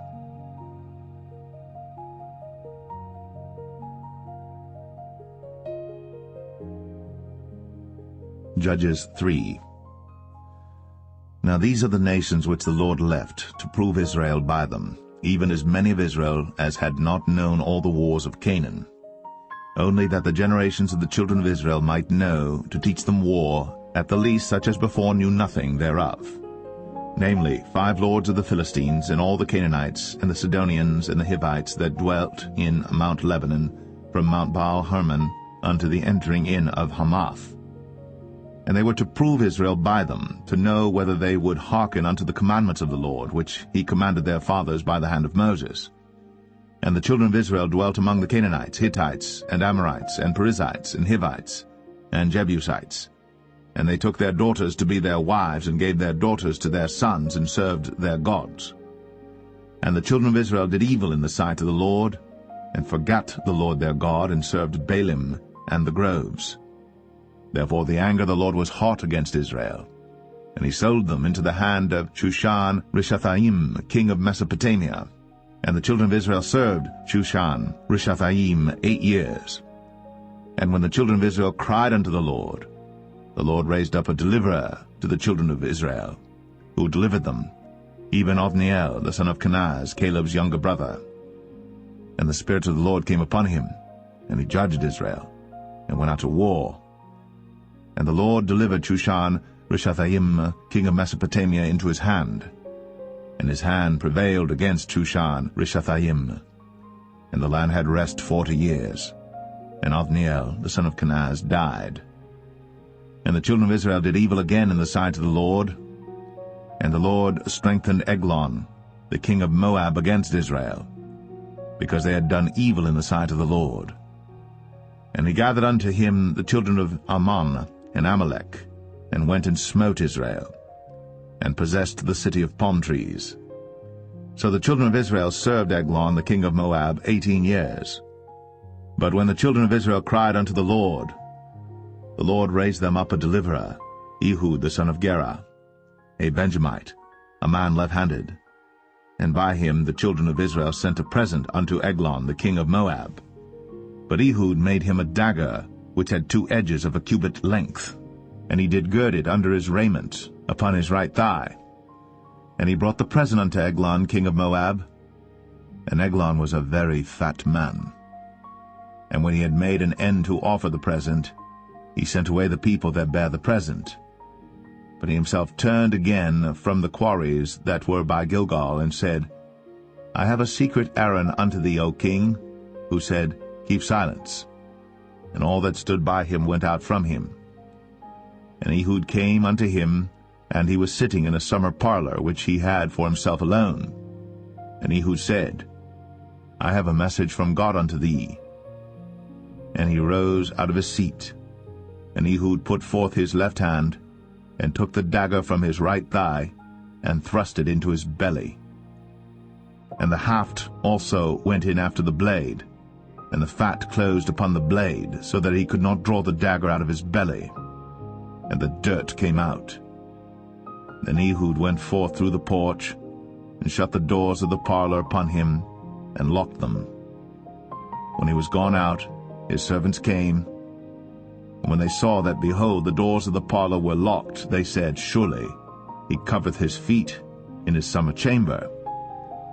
And they tarried till they were ashamed, and behold, he opened not the doors of the parlor. Therefore they took a key and opened them, and behold, their lord was fallen down dead on the earth. And Ehud escaped while they tarried, and passed beyond the quarries, and escaped unto Seirath. And it came to pass, when he was come, that he blew a trumpet in the mountain of Ephraim, and the children of Israel went down with him from the mount, and he before them. And he said unto them, Follow after me, for the Lord hath delivered your enemies the Moabites into your hand. And they went down after him, and took the fords of Jordan toward Moab, and suffered not a man to pass over.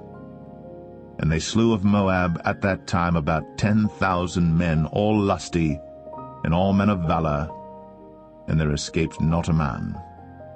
So Moab was subdued that day under the hand of Israel, and the land had rest 80 years.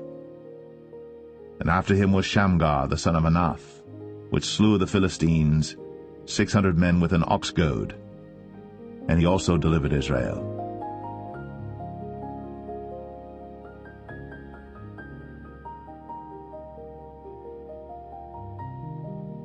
Judges 4. And the children of Israel again did evil in the sight of the Lord, when Ehud was dead. And the Lord sold them into the hand of Jabin, king of Canaan, that reigned in Hazor, the captain of whose host was Sisera, which dwelt in Harosheth of the Gentiles. And the children of Israel cried unto the Lord, for he had 900 chariots of iron. And 20 years he mightily oppressed the children of Israel. And Deborah prophetess, the wife of Lapidoth, she judged Israel at that time. And she dwelt under the palm tree of Deborah between Ramah and Bethel in Mount Ephraim. And the children of Israel came up to her for judgment.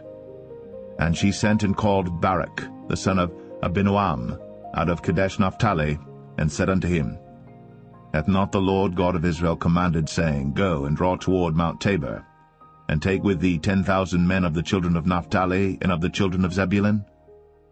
And I will draw unto thee to the river Kishon Sisera, the captain of Jabin's army, with his chariots and his multitude, and I will deliver him into thine hand. And Barak said unto her, If thou wilt go with me, then I will go. But if thou wilt not go with me, then I will not go. And she said, I will surely go with thee. Notwithstanding the journey that thou takest shall not be for thine honor, for the Lord shall sell Sisera into the hand of a woman. And Deborah rose, and went with Barak to Kadesh. And Barak called Zebulun and Naphtali to Kadesh. And he went up with 10,000 men at his feet, and Deborah went up with him. Now Heber the Kenite, which was of the children of Hobab the father-in-law of Moses, had severed himself from the Kenites, and pitched his tent unto the plain of Zanaim, which is by Kadesh. And they showed Sisera that Barak the son of Abinoam was gone up to Mount Tabor. And Sisera gathered together all his chariots, even 900 chariots of iron, and all the people that were with him, from Harosheth of the Gentiles unto the river of Kishon. And Deborah said unto Barak, Up, for this is the day in which the Lord hath delivered Sisera into thine hand. Is not the Lord gone out before thee? So Barak went down from Mount Tabor, and 10,000 men after him. And the Lord discomfited Sisera and all his chariots and all his host with the edge of the sword before Barak, so that Sisera lighted down off his chariot, and fled away on his feet. But Barak pursued after the chariots and after the host, unto Harosheth of the Gentiles, and all the host of Sisera fell upon the edge of the sword, and there was not a man left. Howbeit Sisera fled away on his feet to the tent of Jael, the wife of Heber the Kenite. For there was peace between Jabin, the king of Hazor, and the house of Heber the Kenite. And Jael went out to meet Sisera, and said unto him, Turn in, my lord, turn in to me, fear not. And when he had turned in unto her into the tent, she covered him with a mantle. And he said unto her, Give me, I pray thee, a little water to drink, for I am thirsty. And she opened a bottle of milk, and gave him drink, and covered him. Again he said to her, Stand in the door of the tent. And it shall be, when any man doth come and inquire of thee, and say, Is there any man here? That thou shalt say, No. Then Jael, Heber's wife, took a nail of the tent, and took an hammer in her hand, and went softly unto him, and smote the nail into his temples, and fastened it into the ground, for he was fast asleep and weary. So he died. And behold, as Barak pursued Sisera, Jael came out to meet him, and said unto him, Come, and I will show thee the man whom thou seekest. And when he came into her tent, behold, Sisera lay dead, and the nail was in his temples. So God subdued on that day Jabin, the king of Canaan, before the children of Israel. And the hand of the children of Israel prospered, and prevailed against Jabin, the king of Canaan, until they had destroyed Jabin, king of Canaan.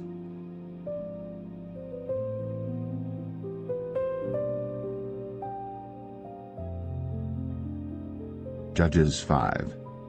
Then sang Deborah and Barak, the son of Abinoam, on that day, saying, Praise ye the Lord for the avenging of Israel, when the people willingly offered themselves. Hear, O ye kings, give ear, O ye princes. I, even I, will sing unto the Lord. I will sing praise to the Lord God of Israel. Lord, when thou wentest out of Seir, when thou marchedst out of the field of Edom, the earth trembled, and the heavens dropped. The clouds also dropped water. The mountains melted from before the Lord, even that Sinai from before the Lord God of Israel. In the days of Shamgar the son of Anath, in the days of Jael, the highways were unoccupied, and the travelers walked through byways.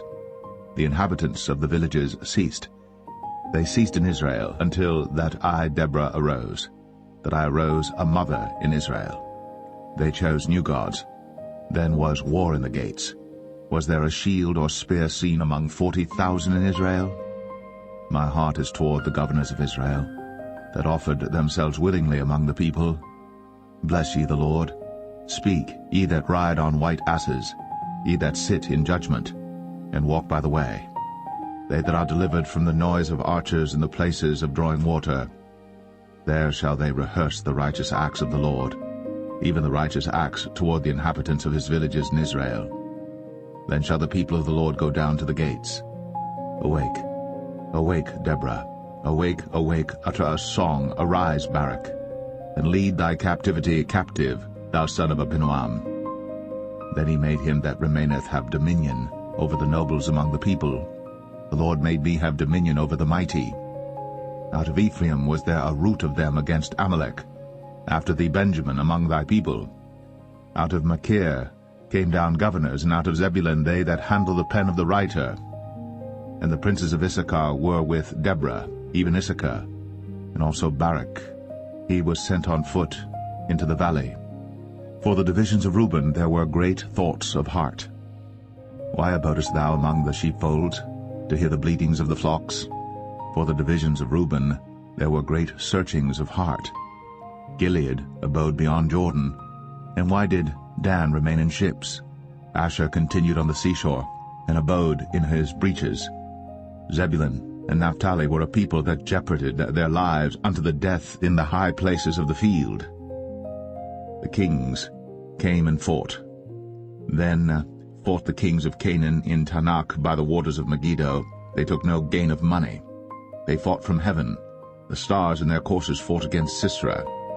The river of Kishon swept them away, that ancient river, the river Kishon. O my soul, thou hast trodden down strength. Then were the horse hoofs broken by the means of the prancings of their mighty ones. Curse ye Meroz, said the angel of the Lord. Curse ye bitterly the inhabitants thereof, because they came not to the help of the Lord, to the help of the Lord against the mighty. Blessed above women shall Jael the wife of Heber the Kenite be. Blessed shall she be above women in the tent. He asked water, and she gave him milk. She brought forth butter in a lordly dish. She put her hand to the nail, and her right hand to the workman's hammer, and with the hammer she smote Sisera. She smote off his head, when she had pierced and stricken through his temples. At her feet he bowed, he fell, he lay down. At her feet he bowed, he fell. Where he bowed, there he fell down dead. The mother of Sisera looked out at a window, and cried through the lattice, Why is his chariot so long in coming? Why tarry the wheels of his chariot? Her wise ladies answered her, Yea, she returned, answered to herself. Have they not sped? Have they not divided the prey? To every man a damsel or two? To Sisera a prey of divers colors, a prey of divers colors of needlework, of divers colors of needlework on both sides, meat for the necks of them that take the spoil? So let all thine enemies perish, O Lord, but let them that love him be as the sun when he goeth forth in his might. And the land had rest 40 years.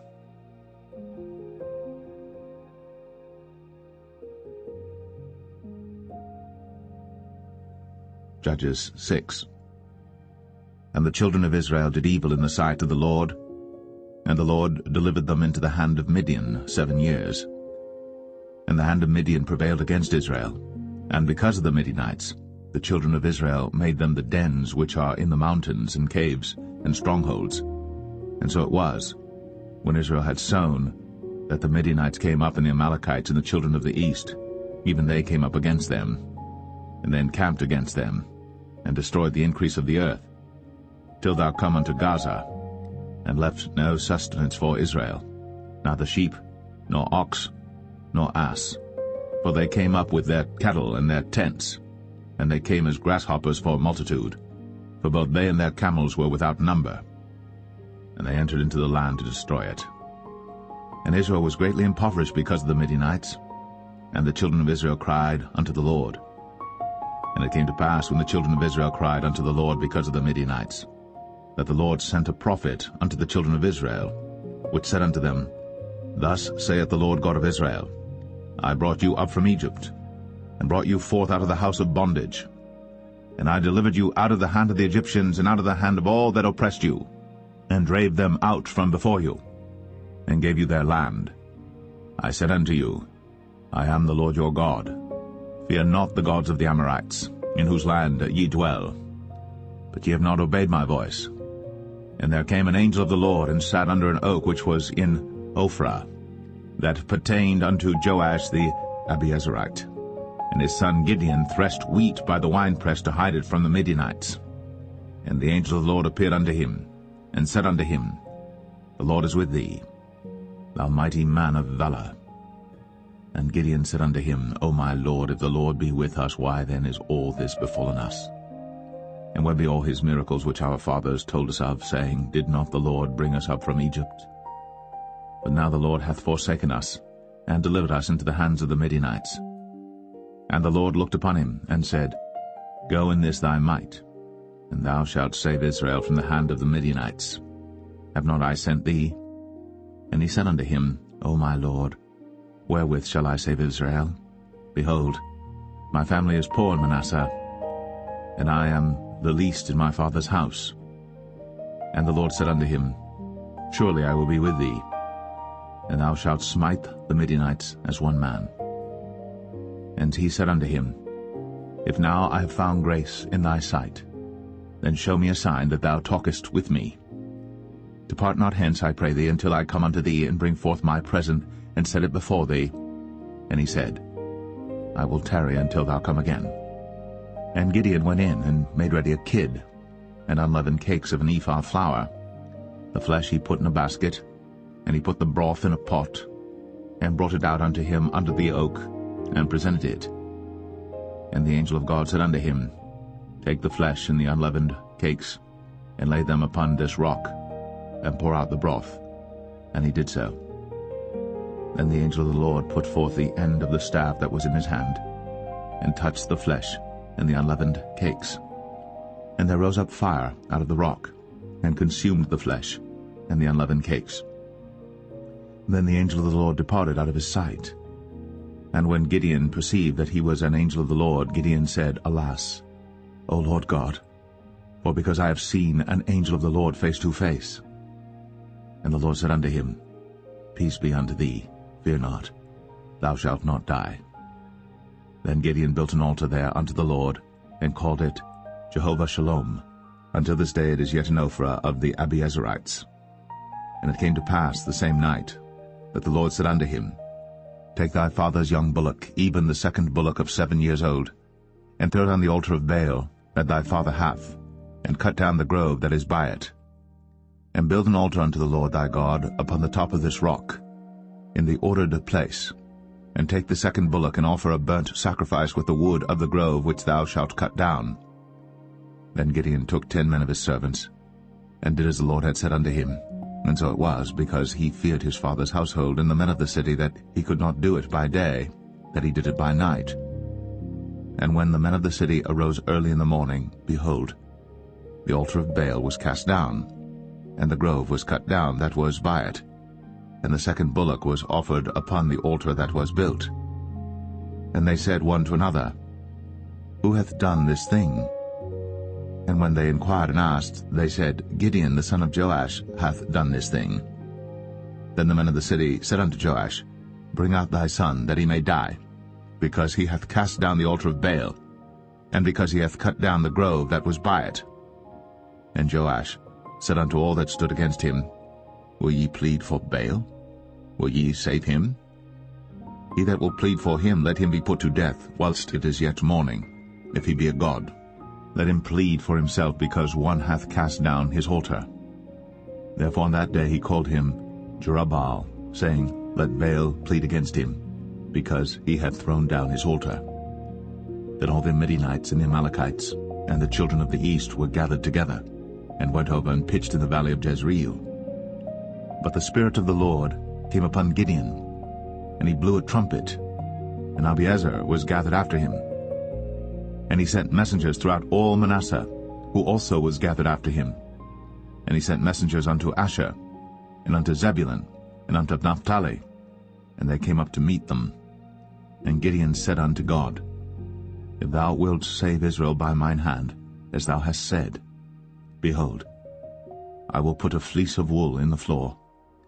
And if the dew be on the fleece only, and it be dry upon all the earth beside, then shall I know that thou wilt save Israel by mine hand, as thou hast said. And it was so. For he rose up early on the morrow, and thrust the fleece together, and wring the dew out of the fleece, a bowl full of water. And Gideon said unto God, Let not thine anger be hot against me, and I will speak but this once. Let me prove, I pray thee, but this once with the fleece. Let it now be dry only upon the fleece, and upon all the ground let there be dew. And God did so that night, for it was dry upon the fleece only, and there was dew on all the ground.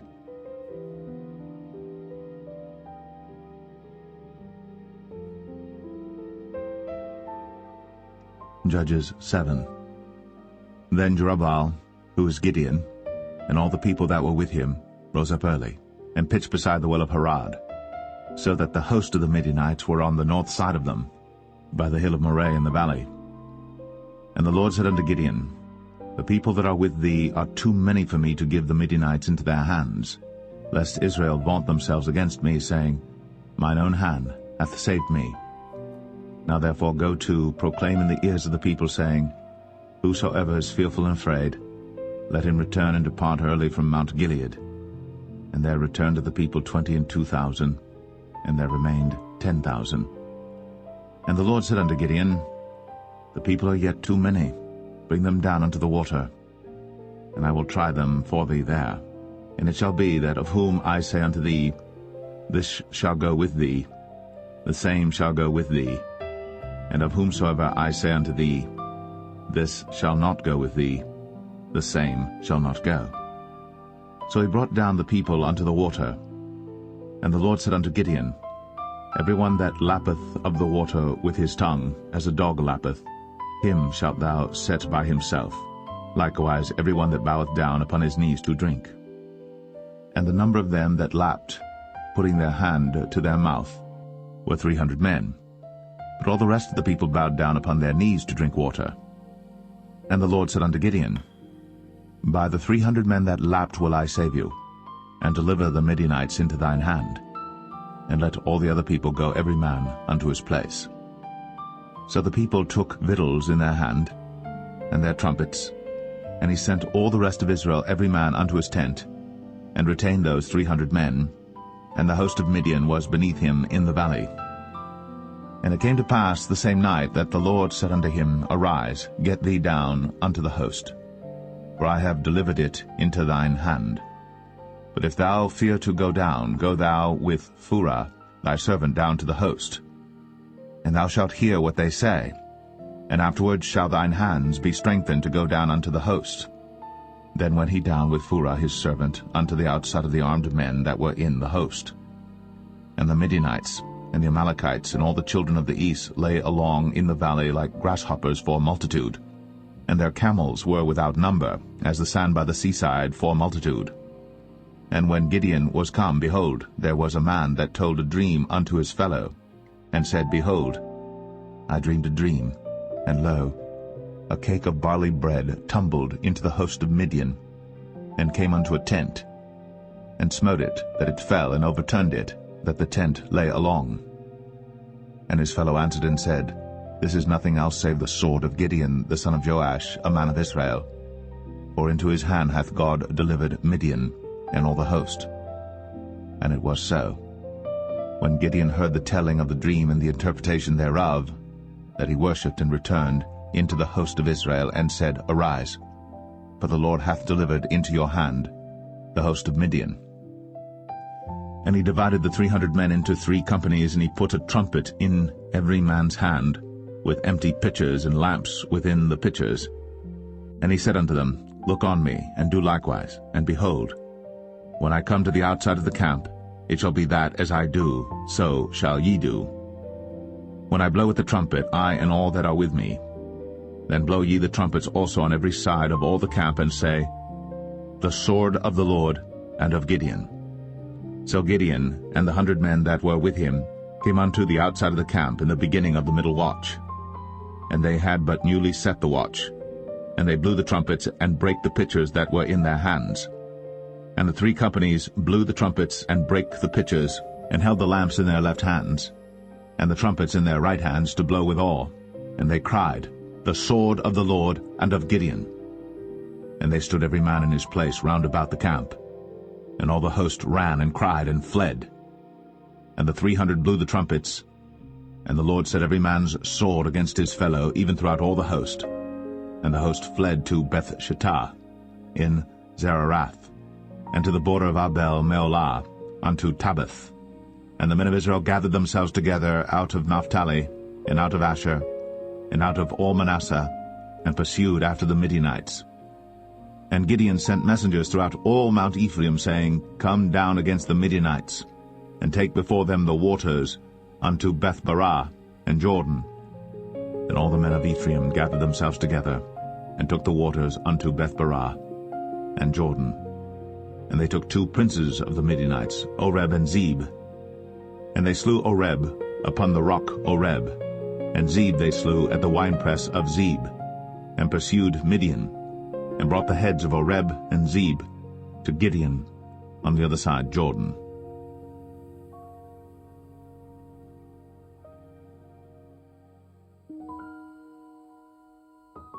Judges 8. And the men of Ephraim said unto him, Why hast thou served us thus, that thou callest us not, when thou wentest to fight with the Midianites? And they did chide with him sharply. And he said unto them, What have I done now in comparison of you? Is not the gleaning of the grapes of Ephraim better than the vintage of Abiezer? God hath delivered into your hands the princes of Midian, Oreb, and Zeb. And what was I able to do in comparison of you? Then their anger was abated toward him, when he had said that. And Gideon came to Jordan and passed over, he and the 300 men that were with him, faint yet pursuing them. And he said unto the men of Succoth, Give, I pray you, loaves of bread unto the people that follow me, for they be faint, and I am pursuing after Zebah and Zalmunna, kings of Midian. And the princes of Succoth said, Are the hands of Zebah and Zalmunna now in thine hand, that we should give bread unto thine army? And Gideon said, Therefore when the Lord hath delivered Zebah and Zalmunna into mine hand, then I will tear your flesh with the thorns of the wilderness and with briars. And he went up thence to Penuel, and spake unto them likewise. And the men of Penuel answered him as the men of Succoth had answered him. And he spake also unto the men of Penuel, saying, When I come again in peace, I will break down this tower. Now Zebah and Zalmunna were in Karkor, and their hosts with them, about 15,000 men, all that were left of all the hosts of the children of the east. For there fell 120,000 men that drew sword. And Gideon went up by the way of them that dwelt in tents on the east of Nobah and Jogbeah, and smote the host, for the host was secure. And when Zebah and Zalmunna fled, he pursued after them, and took the 2 kings of Midian, Zebah and Zalmunna, and discomfited all the host. And Gideon the son of Joash returned from battle before the sun was up, and caught a young man of the men of Succoth, and inquired of him. And he described unto him the princes of Succoth and the elders thereof, even 70 men. And he came unto the men of Succoth, and said, Behold, Zebah and Zalmunna, with whom ye did upbraid me, saying, Are the hands of Zebah and Zalmunna now in thine hand, that we should give bread unto thy men that are weary? And he took the elders of the city, and thorns of the wilderness and briars, and with them he taught the men of Succoth. And he beat down the tower of Penuel, and slew the men of the city. Then said he unto Zebah and Zalmunna, What manner of men were they whom ye slew at Tabor? And they answered, As thou art, so were they. Each one resembled the children of a king. And he said, They were my brethren, even the sons of my mother. As the Lord liveth, if ye had saved them alive, I would not slay you. And he said unto Jether his firstborn, Up, and slay them. But the youth drew not his sword, for he feared, because he was yet a youth. Then Zebah and Zalmunna said, Rise thou, and fall upon us, for as the man is, so is his strength. And Gideon arose, and slew Zebah and Zalmunna, and took away the ornaments that were on their camels' necks. Then the men of Israel said unto Gideon, Rule thou over us, both thou and thy son, and thy son's son also, for thou hast delivered us from the hand of Midian. And Gideon said unto them, I will not rule over you, neither shall my son rule over you. The Lord shall rule over you. And Gideon said unto them, I would desire a request of you, that ye would give me every man the earrings of his prey. For they had golden earrings, because they were Ishmaelites. And they answered, We will willingly give them. And they spread a garment, and did cast therein every man the earrings of his prey. And the weight of the golden earrings that he requested was 1,700 shekels of gold, beside ornaments and collars and purple raiment that was on the king of Midian, and beside the chains that were about their camels' necks. And Gideon made an ephod thereof, and put it in his city, even in Ophrah. And all Israel went thither a whoring after it, which thing became a snare unto Gideon and to his house.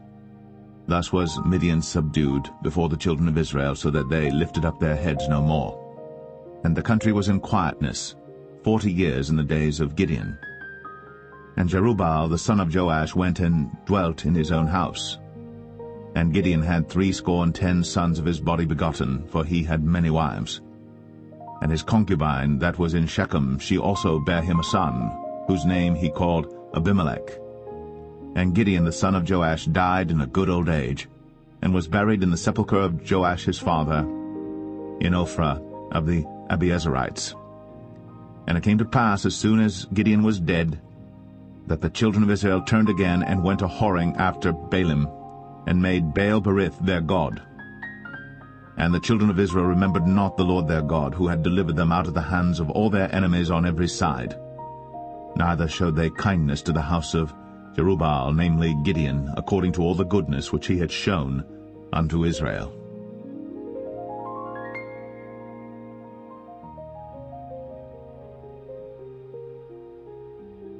Judges 9. And Abimelech the son of Jerubbaal went to Shechem unto his mother's brethren, and communed with them and with all the family of the house of his mother's father, saying, Speak, I pray you, in the ears of all the men of Shechem, whether it is better for you either that all the sons of Jerubbaal, which are 70 persons, reign over you, or that one reign over you. Remember also that I am your bone and your flesh. And his mother's brethren spake of him in the ears of all the men of Shechem all these words. And their hearts inclined to follow Abimelech, for they said, He is our brother. And they gave him 70 pieces of silver out of the house of Baal-berith, wherewith Abimelech hired vain and light persons which followed him. And he went unto his father's house at Ophrah, and slew his brethren the sons of Jerubbaal, being 70 persons, upon one stone. Notwithstanding yet Jotham, the youngest son of Jerubbaal, was left, for he hid himself.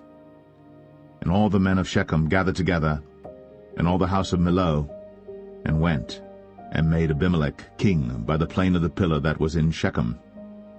And when they told it to Jotham, he went and stood in the top of Mount Gerizim, and lifted up his voice, and cried and said unto them, Hearken unto me, ye men of Shechem, that God may hearken unto you. The trees went forth on a time to anoint a king over them, and they said unto the olive tree, Reign thou over us. But the olive tree said unto them, Should I leave my fatness, wherewith by me they honor God and man, and go to be promoted over the trees?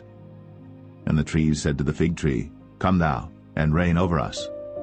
But the fig tree said unto them, Should I forsake my sweetness and my good fruit, and go to be promoted over the trees?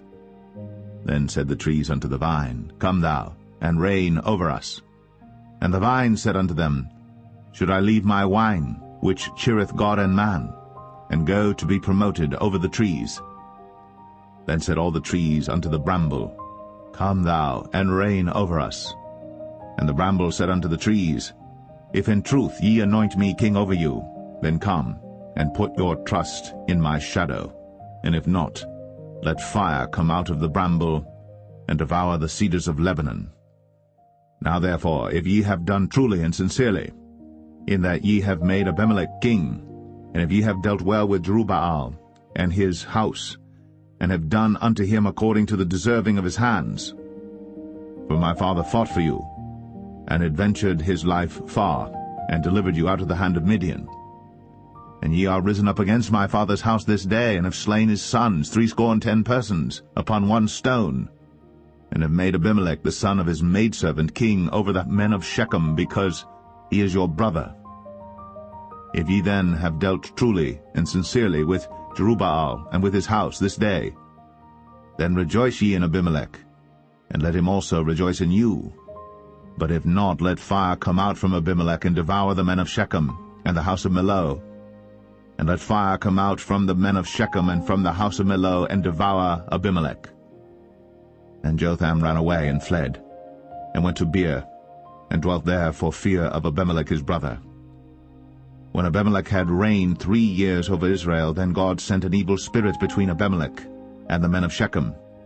And the men of Shechem dealt treacherously with Abimelech, that the cruelty done to the 70 sons of Jerubbaal might come, and their blood be laid upon Abimelech their brother, which slew them, and upon the men of Shechem, which aided him in the killing of his brethren.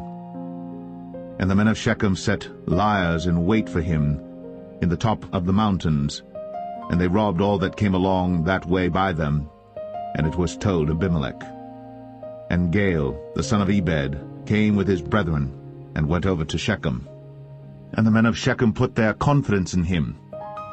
And they went out into the fields, and gathered their vineyards, and trod the grapes, and made merry, and went to the house of their God, and did eat and drink, and cursed Abimelech. And Gaal the son of Ebed said, Who is Abimelech, and who is Shechem, that we should serve him? Is not he the son of Jerubbaal, and Zebul his officer?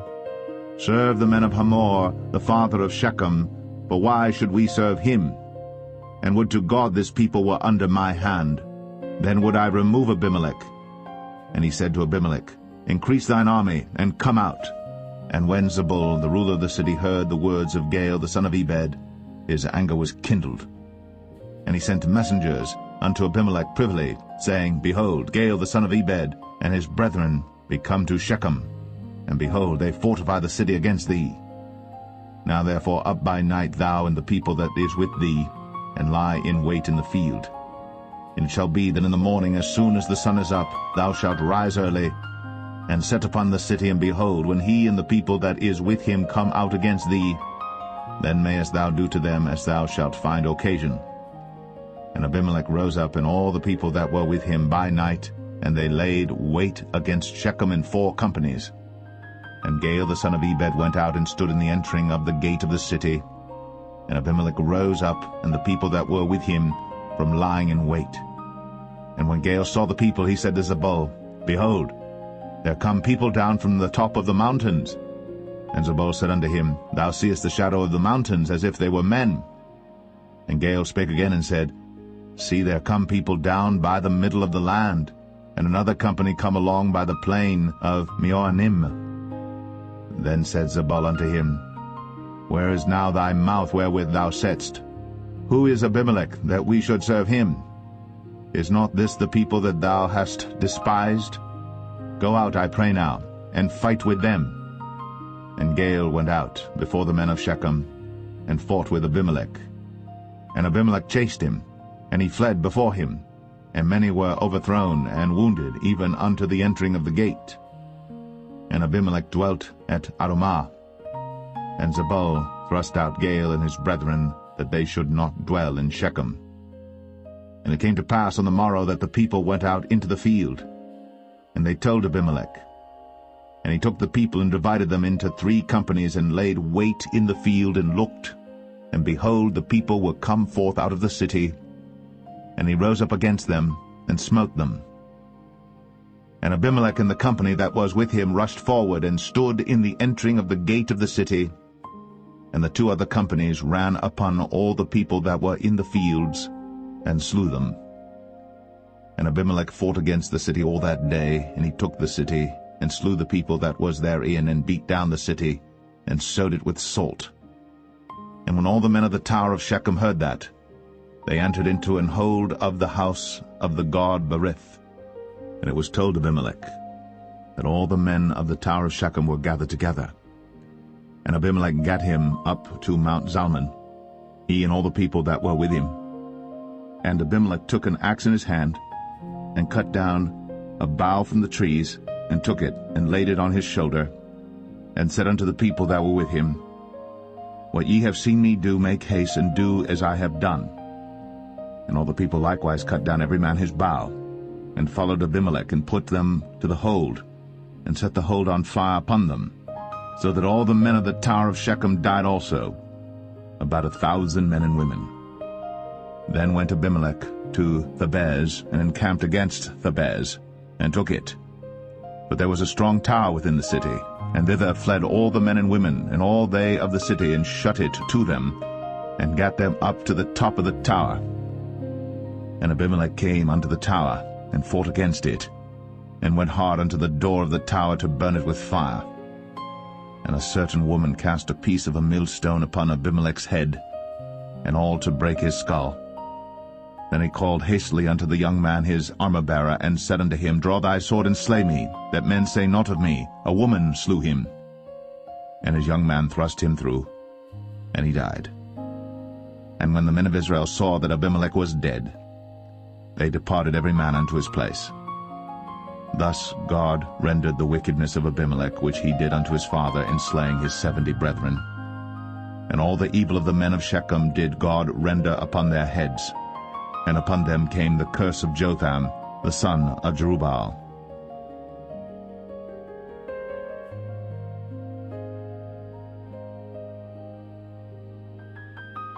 Judges 10. And after Abimelech there arose to defend Israel Tola the son of Puah, the son of Dodo, a man of Issachar. And he dwelt in Shamir in Mount Ephraim. And he judged Israel 23 years, and died, and was buried in Shamir. And after him arose Jair, a Gileadite, and judged Israel 22 years. And he had 30 sons that rode on 30 ass colts. And they had 30 cities, which are called Hovath Jair unto this day, which are in the land of Gilead. And Jair died, and was buried in Kaman. And the children of Israel did evil again in the sight of the Lord, and served Baalim and Ashtoreth, and the gods of Syria, and the gods of Zidon, and the gods of Moab, and the gods of the children of Ammon, and the gods of the Philistines, and forsook the Lord, and served not him. And the anger of the Lord was hot against Israel, and he sold them into the hands of the Philistines, and into the hands of the children of Ammon. And that year they vexed and oppressed the children of Israel. 18 years, all the children of Israel that were on the other side Jordan in the land of the Amorites, which is in Gilead. Moreover, the children of Ammon passed over Jordan to fight also against Judah, and against Benjamin, and against the house of Ephraim, so that Israel was sore distressed. And the children of Israel cried unto the Lord, saying, We have sinned against thee, both because we have forsaken our God, and also served Baalim.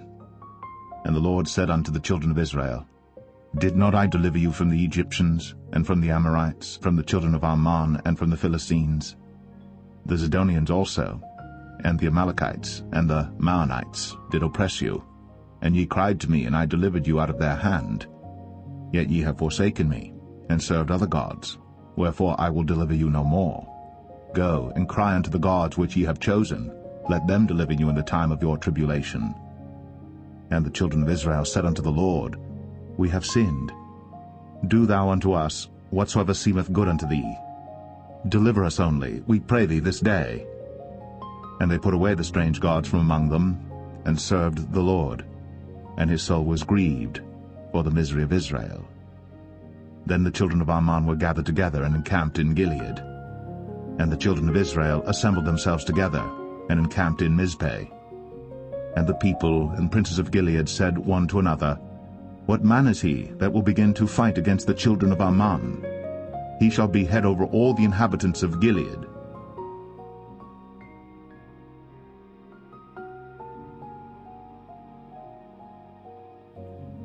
Judges 11. Now Jephthah, the Gileadite, was a mighty man of valor, and he was the son of an harlot. And Gilead begat Jephthah. And Gilead's wife bare him sons, and his wife's sons grew up. And they thrust out Jephthah, and said unto him, Thou shalt not inherit in our father's house, for thou art the son of a strange woman. Then Jephthah fled from his brethren, and dwelt in the land of Tob. And there were gathered vain men to Jephthah, and went out with him. And it came to pass in process of time, that the children of Ammon made war against Israel. And it was so, that when the children of Ammon made war against Israel, the elders of Gilead went to fetch Jephthah out of the land of Tob. And they said unto Jephthah, Come, and be our captain, that we may fight with the children of Ammon. And Jephthah said unto the elders of Gilead, Did not ye hate me, and expel me out of my father's house? And why are ye come unto me now, when ye are in distress? And the elders of Gilead said unto Jephthah, Therefore we turn again to thee now, that thou mayest go with us, and fight against the children of Ammon, and be our head over all the inhabitants of Gilead. And Jephthah said unto the elders of Gilead, If ye bring me home again to fight against the children of Ammon, and the Lord deliver them before me, shall I be your head? And the elders of Gilead said unto Jephthah, The Lord be witness between us, if we do not so according to thy words. Then Jephthah went with the elders of Gilead, and the people made him head and captain over them. And Jephthah uttered all his words before the Lord in Mizpeh. And Jephthah sent messengers unto the king of the children of Ammon, saying, What hast thou to do with me, that thou art come against me to fight in my land? And the king of the children of Ammon answered unto the messengers of Jephthah, Because Israel took away my land when they came up out of Egypt, from Arnon even unto Jabbok, and unto Jordan. Now therefore restore those lands again peaceably. And Jephthah sent messengers again unto the king of the children of Ammon, and said unto him, Thus saith Jephthah, Israel took not away the land of Moab, nor the land of the children of Ammon. But when Israel came up from Egypt, and walked through the wilderness unto the Red Sea, and came to Kadesh, then Israel sent messengers unto the king of Edom, saying, Let me, I pray thee, pass through thy land. But the king of Edom would not hearken thereto. And in like manner they sent unto the king of Moab, but he would not consent. And Israel abode in Kadesh. Then they went along through the wilderness, and compassed the land of Edom and the land of Moab, and came by the east side of the land of Moab, and pitched on the other side of Arnon, but came not within the border of Moab, for Arnon was the border of Moab. And Israel sent messengers unto Sihon, king of the Amorites, the king of Heshbon. And Israel said unto him, Let us pass, we pray thee, through thy land into my place. But Sihon trusted not Israel to pass through his coast. But Sihon gathered all his people together, and pitched in Jahaz, and fought against Israel. And the Lord God of Israel delivered Sihon and all his people into the hand of Israel, and they smote them. So Israel possessed all the land of the Amorites, the inhabitants of that country. And they possessed all the coasts of the Amorites, from Arnon even unto Jabbok, and from the wilderness even unto Jordan. So now the Lord God of Israel hath dispossessed the Amorites from before his people Israel. And shouldst thou possess it? Wilt not thou possess that which Chemosh thy God giveth thee to possess?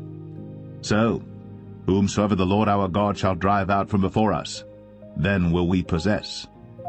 And now, art thou anything better than Balak the son of Zippor, king of Moab?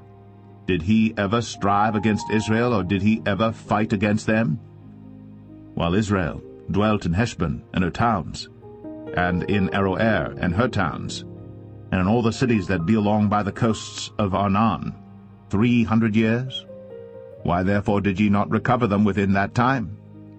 Wherefore I have not sinned against thee, but thou dost me wrong to war against me. The Lord, the judge, be judged this day between the children of Israel and the children of Ammon. Howbeit the king of the children of Ammon hearkened not unto the words of Jephthah, which he sent him. Then the Spirit of the Lord came upon Jephthah, and he passed over Gilead and Manasseh, and passed over Mizpeh of Gilead, and from Mizpeh of Gilead he passed over unto the children of Ammon. And Jephthah vowed a vow unto the Lord, and said, If thou shalt without fail deliver the children of Ammon into mine hands, then it shall be, that whatsoever cometh forth of the doors of my house to meet me, when I return in peace from the children of Ammon, shall surely be the Lord's, and I will offer it up for a burnt offering. So Jephthah passed over unto the children of Ammon to fight against them, and the Lord delivered them into his hands. And he smote them from Aroer, even till thou come to Minnith, even 20 cities, and unto the plain of the vineyards, with a very great slaughter. Thus the children of Ammon were subdued before the children of Israel. And Jephthah came to Mizpeh unto his house, and behold, his daughter came out to meet him, with timbrels and with dances, and she was his only child. Beside her he had neither son nor daughter. And it came to pass, when he saw her, that he rent his clothes, and said, Alas, my daughter, thou hast brought me very low, and thou art one of them that trouble me. For I have opened my mouth unto the Lord, and I cannot go back. And she said unto him, My father, if thou hast opened thy mouth unto the Lord, do to me according to that which hath proceeded out of thy mouth. For as much as the Lord hath taken vengeance for thee of thine enemies, even of the children of Ammon. And she said unto her father, Let this thing be done for me. Let me alone 2 months, that I may go up and down upon the mountains and bewail my virginity, I and my fellows. And he said, Go. And he sent her away for 2 months. And she went with her companions, and bewailed her virginity upon the mountains. And it came to pass at the end of 2 months, that she returned unto her father, who did with her according to his vow which he had vowed. And she knew no man. And it was a custom in Israel, that the daughters of Israel went yearly to lament the daughter of Jephthah the Gileadite, 4 days in a year.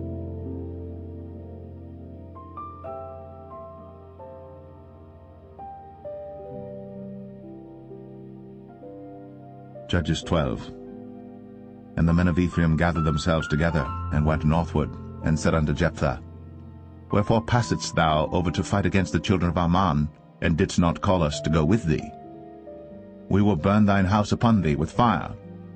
And Jephthah said unto them, I and my people were at great strife with the children of Ammon. And when I called you, ye delivered me not out of their hands. And when I saw that ye delivered me not, I put my life in my hands, and passed over against the children of Ammon. And the Lord delivered them into my hand.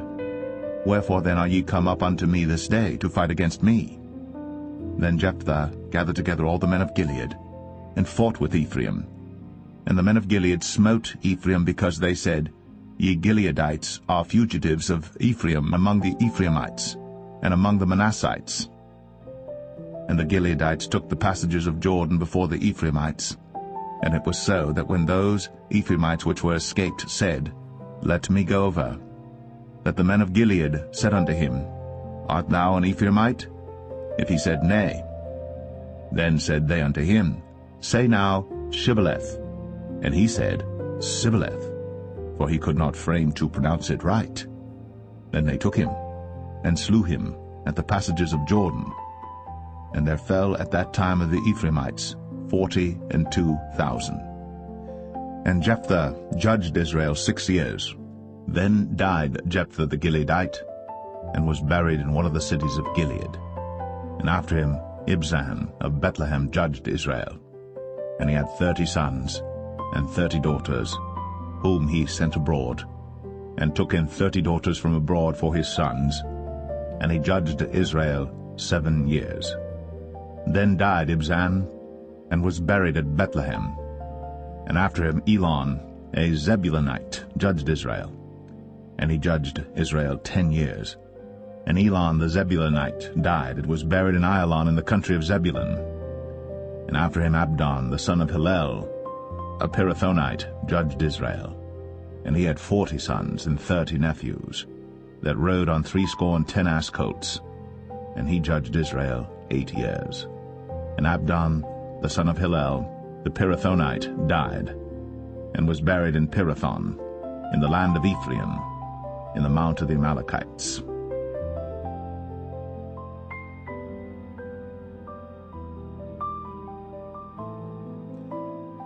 Judges 13.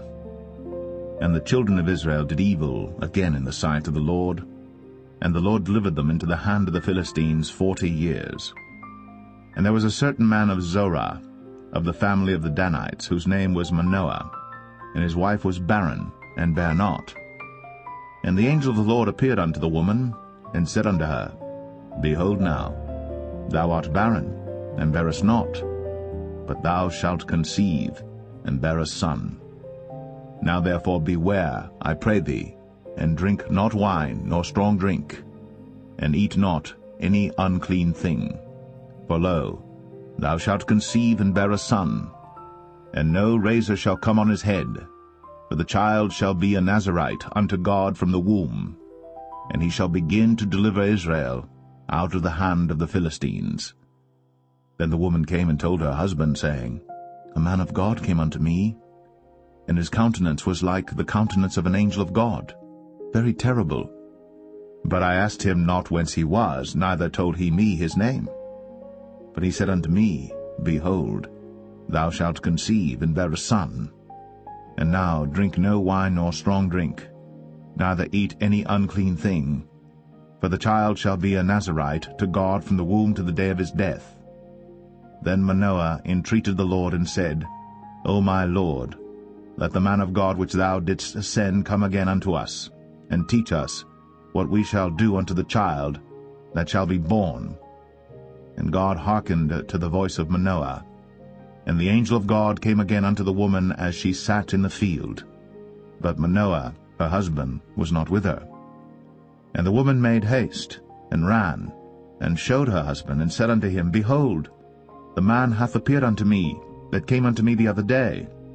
And Manoah arose, and went after his wife, and came to the man, and said unto him, Art thou the man that spakest unto the woman? And he said, I am. And Manoah said, Now let thy words come to pass. How shall we order the child, and how shall we do unto him? And the angel of the Lord said unto Manoah, Of all that I said unto the woman, let her beware. She may not eat of anything that cometh of the vine, neither let her drink wine or strong drink, nor eat any unclean thing.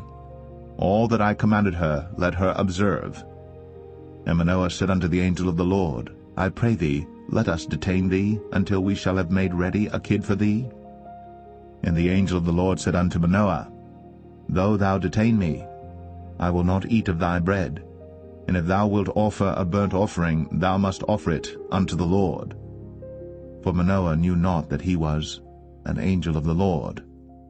And Manoah said unto the angel of the Lord, What is thy name, that when thy sayings come to pass, we may do thee honor?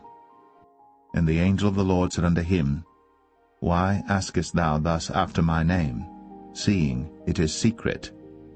So Manoah took a kid with a meat offering, and offered it upon a rock unto the Lord. And the angel did wondrously. And Manoah and his wife looked on. For it came to pass, when the flame went up toward heaven from off the altar, that the angel of the Lord ascended in the flame of the altar. And Manoah and his wife looked on it, and fell on their faces to the ground. But the angel of the Lord did no more appear to Manoah and to his wife. Then Manoah knew that he was an angel of the Lord.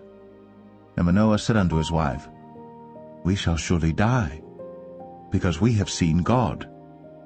But his wife said unto him, If the Lord were pleased to kill us, he would not have received a burnt offering and a meat offering at our hands, neither would he have shown us all these things.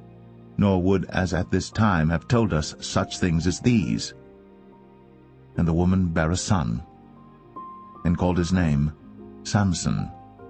And the child grew, and the Lord blessed him.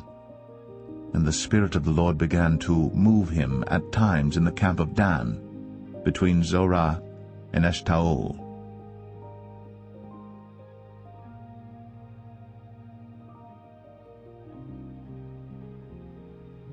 Judges 14. And Samson went down to Timnath, and saw a woman in Timnath of the daughters of the Philistines.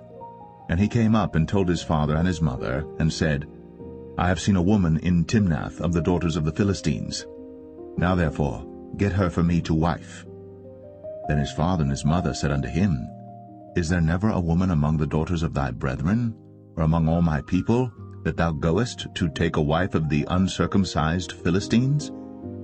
And Samson said unto his father, Get her for me, for she pleaseth me well. But his father and his mother knew not that it was of the Lord that he sought an occasion against the Philistines, for at that time the Philistines had dominion over Israel. Then went Samson down, and his father and his mother, to Timnath, and came to the vineyards of Timnath. And behold, a young lion roared against him. And the Spirit of the Lord came mightily upon him, and he rent him as he would have rent a kid, and he had nothing in his hand. But he told not his father or his mother what he had done. And he went down and talked with the woman, and she pleased Samson well. And after a time he returned to take her. And he turned aside to see the carcass of the lion, and behold, there was a swarm of bees and honey in the carcass of the lion. And he took thereof in his hands, and went on eating, and came to his father and mother, and he gave them, and they did eat. But he told not them that he had taken the honey out of the carcass of the lion. So his father went down unto the woman, and Samson made there a feast, for so used the young men to do. And it came to pass, when they saw him, that they brought 30 companions to be with him. And Samson said unto them, I will now put forth a riddle unto you. If ye can certainly declare it me within the 7 days of the feast, and find it out, then I will give you 30 sheets, and 30 change of garments. But if ye cannot declare it me, then shall ye give me 30 sheets, and 30 change of garments. And they said unto him, Put forth thy riddle, that we may hear it. And he said unto them, Out of the eater came forth meat, and out of the strong came forth sweetness. And they could not in 3 days expound the riddle. And it came to pass on the 7th day, that they said unto Samson's wife, Entice thy husband, that he may declare unto us the riddle, lest we burn thee, and thy father's house with fire. Have ye called us to take that we have? Is it not so? And Samson's wife wept before him, and said, Thou dost but hate me, and lovest me not. Thou hast put forth a riddle unto the children of my people, and hast not told it me. And he said unto her, Behold, I have not told it my father nor my mother, and shall I tell it thee? And she wept before him the 7 days, while their feast lasted. And it came to pass on the 7th day, that he told her, because she lay sore upon him, and she told the riddle to the children of her people. And the men of the city said unto him on the 7th day before the sun went down, What is sweeter than honey? And what is stronger than a lion? And he said unto them, If ye had not plowed with my heifer, ye had not found out my riddle. And the Spirit of the Lord came upon him, and he went down to Ashkelon, and slew 30 men of them, and took their spoil, and gave change of garments unto them which expounded the riddle. And his anger was kindled, and he went up to his father's house. But Samson's wife was given to his companion, whom he had used as his friend.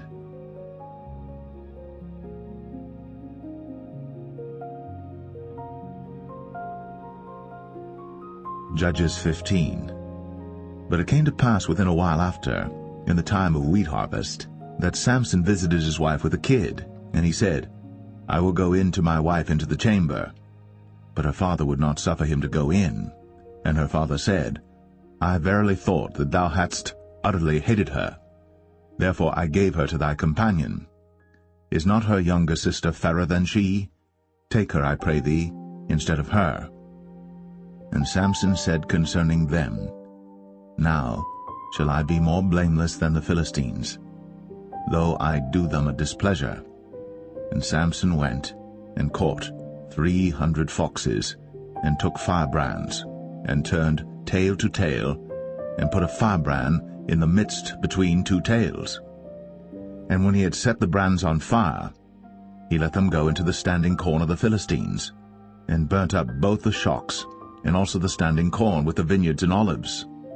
Then the Philistines said, Who hath done this? And they answered, Samson, the son-in-law of the Timnite, because he had taken his wife and given her to his companion. And the Philistines came up, and burnt her and her father with fire. And Samson said unto them, Though ye have done this, yet will I be avenged of you, and after that I will cease. And he smote them hip and thigh with a great slaughter, and he went down and dwelt in the top of the rock Etam. Then the Philistines went up and pitched in Judah, and spread themselves in Lehi. And the men of Judah said, Why are ye come up against us? And they answered, To bind Samson are we come up, to do to him as he hath done to us. Then 3,000 men of Judah went to the top of the rock Etam, and said to Samson, Knowest thou not that the Philistines are rulers over us? What is this that thou hast done unto us? And he said unto them, As they did unto me, so have I done unto them. And they said unto him, We are come down to bind thee, that we may deliver thee into the hand of the Philistines. And Samson said unto them, Swear unto me, that ye will not fall upon me yourselves. And they spake unto him, saying, No, but we will bind thee fast, and deliver thee into their hand. But surely we will not kill thee. And they bound him with 2 new cords, and brought him up from the rock. And when he came unto Lehi, the Philistines shouted against him, and the Spirit of the Lord came mightily upon him, and the cords that were upon his arms became as flax that was burnt with fire, and his bands loosed from off his hands. And he found a new jawbone of an ass, and put forth his hand, and took it, and slew 1,000 men therewith. And Samson said, With the jawbone of an ass, heaps upon heaps, with the jaw of an ass have I slain 1,000 men. And it came to pass, when he had made an end of speaking, that he cast away the jawbone out of his hand, and called that place Ramath Lehi. And he was sore athirst, and called on the Lord, and said, Thou hast given this great deliverance into the hand of thy servant, and now shall I die for thirst, and fall into the hand of the uncircumcised? But God clave an hollow place that was in the jaw, and there came water thereout. And when he had drunk, his spirit came again, and he revived. Wherefore he called the name thereof En-Hakkore, which is in Lehi unto this day. And he judged Israel in the days of the Philistines 20 years.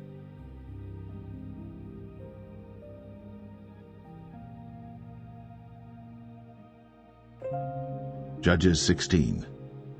Then went Samson to Gaza, and saw there an harlot, and went in unto her. And it was told the Gazites, saying, Samson is come hither. And they compassed him in, and laid wait for him all night in the gate of the city, and were quiet all the night, saying, In the morning, when it is day, we shall kill him.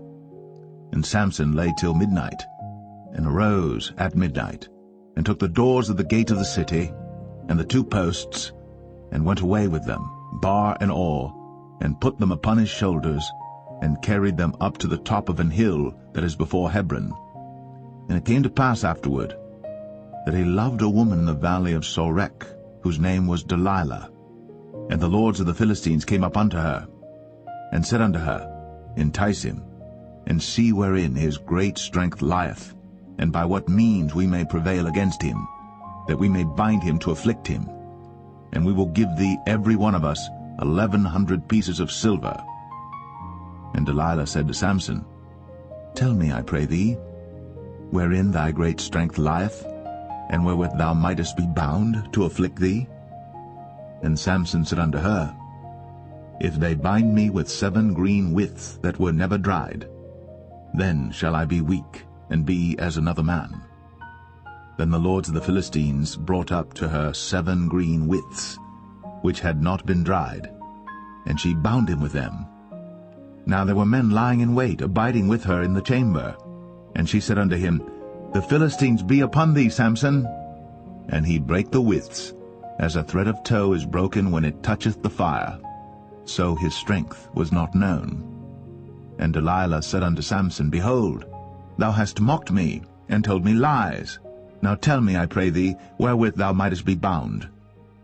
And he said unto her, If they bind me fast with new ropes, that never were occupied, then shall I be weak, and be as another man. Delilah therefore took new ropes, and bound him therewith, and said unto him, The Philistines be upon thee, Samson. And there were liers in wait, abiding in the chamber.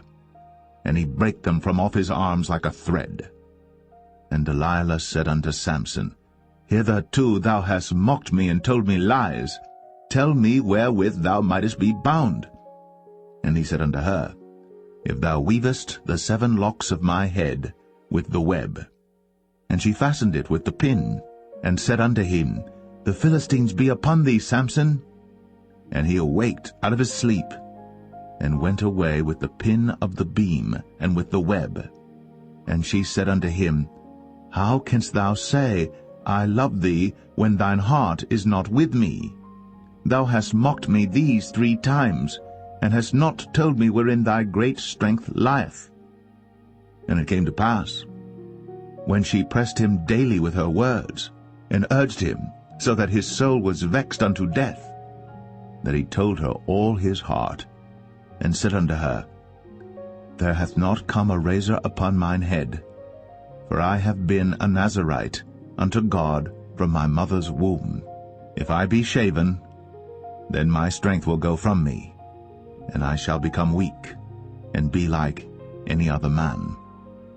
And when Delilah saw that he had told her all his heart, she sent and called for the lords of the Philistines, saying, Come up this once, for he hath shown me all his heart. Then the lords of the Philistines came up unto her, and brought money in their hand. And she made him sleep upon her knees, and she called for a man, and she caused him to shave off the 7 locks of his head. And she began to afflict him, and his strength went from him. And she said, The Philistines be upon thee, Samson. And he awoke out of his sleep, and said, I will go out as at other times before, and shake myself. And he wist not that the Lord was departed from him. But the Philistines took him, and put out his eyes, and brought him down to Gaza, and bound him with fetters of brass. And he did grind in the prison house. Howbeit, the hair of his head began to grow again after he was shaven. Then the lords of the Philistines gathered them together, for to offer a great sacrifice unto Dagon their god, and to rejoice, for they said, Our God hath delivered Samson our enemy into our hand. And when the people saw him, they praised their God, for they said, Our God hath delivered into our hands our enemy, and the destroyer of our country, which slew many of us. And it came to pass, when their hearts were merry, that they said, Call for Samson, that he may make us sport. And they called for Samson out of the prison house. And he made them sport, and they set him between the pillars. And Samson said unto the lad that held him by the hand, Suffer me, that I may feel the pillars whereupon the house standeth, that I may lean upon them. Now the house was full of men and women, and all the lords of the Philistines were there. And there were upon the roof about 3,000 men and women that beheld while Samson made sport. And Samson called unto the Lord, and said, O Lord God, remember me, I pray thee, and strengthen me, I pray thee, only this once, O God, that I may be at once avenged of the Philistines for my 2 eyes. And Samson took hold of the 2 middle pillars upon which the house stood, and on which it was borne up, of the one with his right hand, and of the other with his left. And Samson said, Let me die with the Philistines. And he bowed himself with all his might. And the house fell upon the lords, and upon all the people that were therein. So the dead which he slew at his death were more than they which he slew in his life. Then his brethren and all the house of his father came down and took him, and brought him up, and buried him between Zorah and Eshtaol, in the burying place of Manoah his father. And he judged Israel 20 years.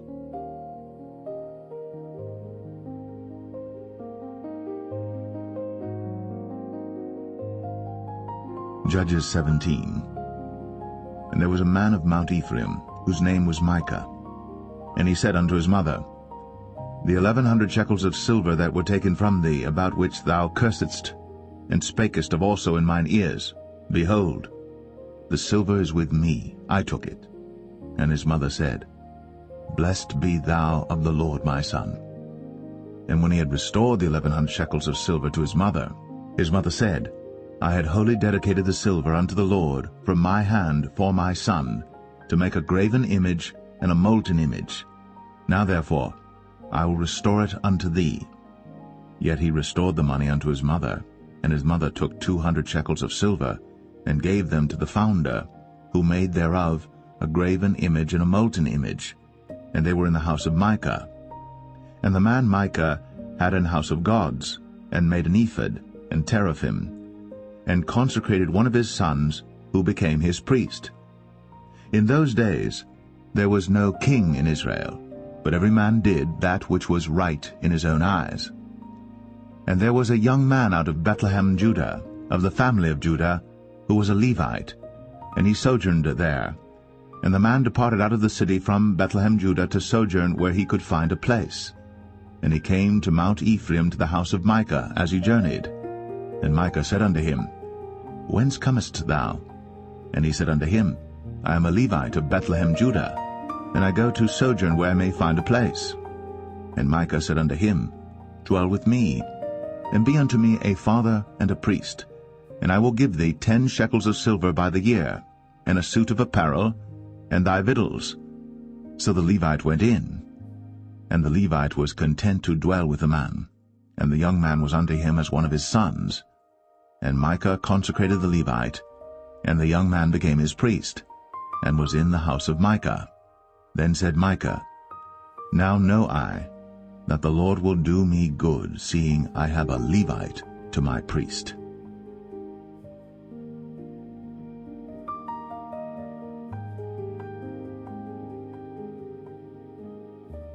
Judges 18.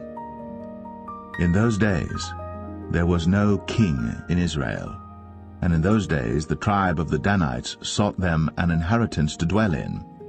For unto that day all their inheritance had not fallen unto them among the tribes of Israel. And the children of Dan sent of their family 5 men from their coasts, men of valor, from Zorah and from Eshtaol, to spy out the land, and to search it. And they said unto them, Go, search the land. Who, when they came to Mount Ephraim, to the house of Micah, they lodged there. When they were by the house of Micah, they knew the voice of the young man the Levite, and they turned in thither, and said unto him, Who brought thee hither? And what makest thou in this place? And what hast thou here? And he said unto them, Thus and thus dealeth Micah with me, and hath hired me, and I am his priest. And they said unto him, Ask counsel, we pray thee, of God, that we may know whether our way which we go shall be prosperous. And the priest said unto them, Go in peace, before the Lord is your way wherein ye go. Then the 5 men departed, and came to Laish, and saw the people that were therein, how they dwelt careless, after the manner of the Zidonians, quiet and secure, and there was no magistrate in the land that might put them to shame in any thing. And they were far from the Zidonians, and had no business with any man. And they came unto their brethren to Zoar and Eshtaol, and their brethren said unto them, What say ye? And they said, Arise, that we may go up against them. For we have seen the land, and behold, it is very good. And are ye still? Be not slothful to go, and to enter to possess the land. When ye go, ye shall come unto a people secure, and to a large land. For God hath given it into your hands, a place where there is no want of anything that is in the earth. And there went from thence of the family of the Danites, out of Zorah and out of Eshtaol, 600 men appointed with weapons of war. And they went up and pitched in Kirjath-jearim in Judah, wherefore they called that place Mahane Dan unto this day. Behold, it is behind Kirjath-jearim. And they passed thence unto Mount Ephraim, and came unto the house of Micah. Then answered the 5 men that went to spy out the country of Laish, and said unto their brethren, Do ye know that there is in these houses an ephod, and teraphim, and a graven image, and a molten image? Now therefore consider what ye have to do. And they turned thitherward, and came to the house of the young man the Levite, even unto the house of Micah, and saluted him. And the 600 men appointed with their weapons of war, which were of the children of Dan, stood by the entering of the gate. And the 5 men that went to spy out the land went up, and came in thither, and took the graven image, and the ephod, and the teraphim, and the molten image. And the priest stood in the entering of the gate with the 600 men that were appointed with weapons of war. And these went into Micah's house, and fetched the carved image, the ephod, and the teraphim, and the molten image. Then said the priest unto them, What do ye? And they said unto him, Hold thy peace, lay thine hand upon thy mouth, and go with us, and be to us a father and a priest. Is it better for thee to be a priest unto the house of one man, or that thou be a priest unto a tribe and a family in Israel? And the priest's heart was glad, and he took the ephod, and the teraphim, and the graven image, and went in the midst of the people. So they turned and departed, and put the little ones and the cattle in the carriage before them. And when they were a good way from the house of Micah, the men that were in the houses near to Micah's house were gathered together, and overtook the children of Dan. And they cried unto the children of Dan, and they turned their faces, and said unto Micah, What aileth thee, that thou comest with such a company? And he said, Ye have taken away my gods which I made, and the priest and ye are gone away. And what have I more? And what is this that ye say unto me? What aileth thee? And the children of Dan said unto him, Let not thy voice be heard among us, lest angry fellows run upon thee, and thou lose thy life, with the lives of thy household. And the children of Dan went their way.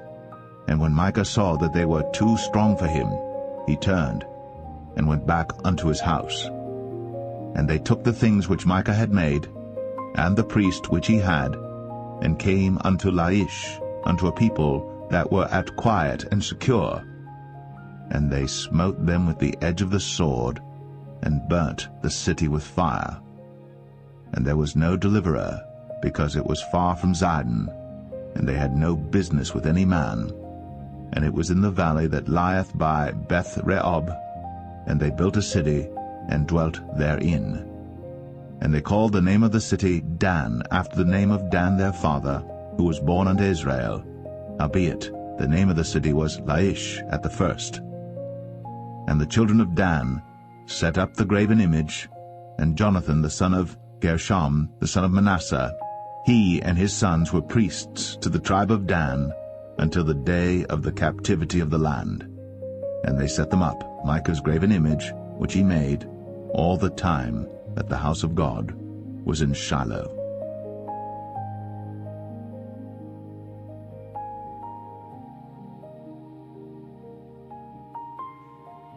Judges 19.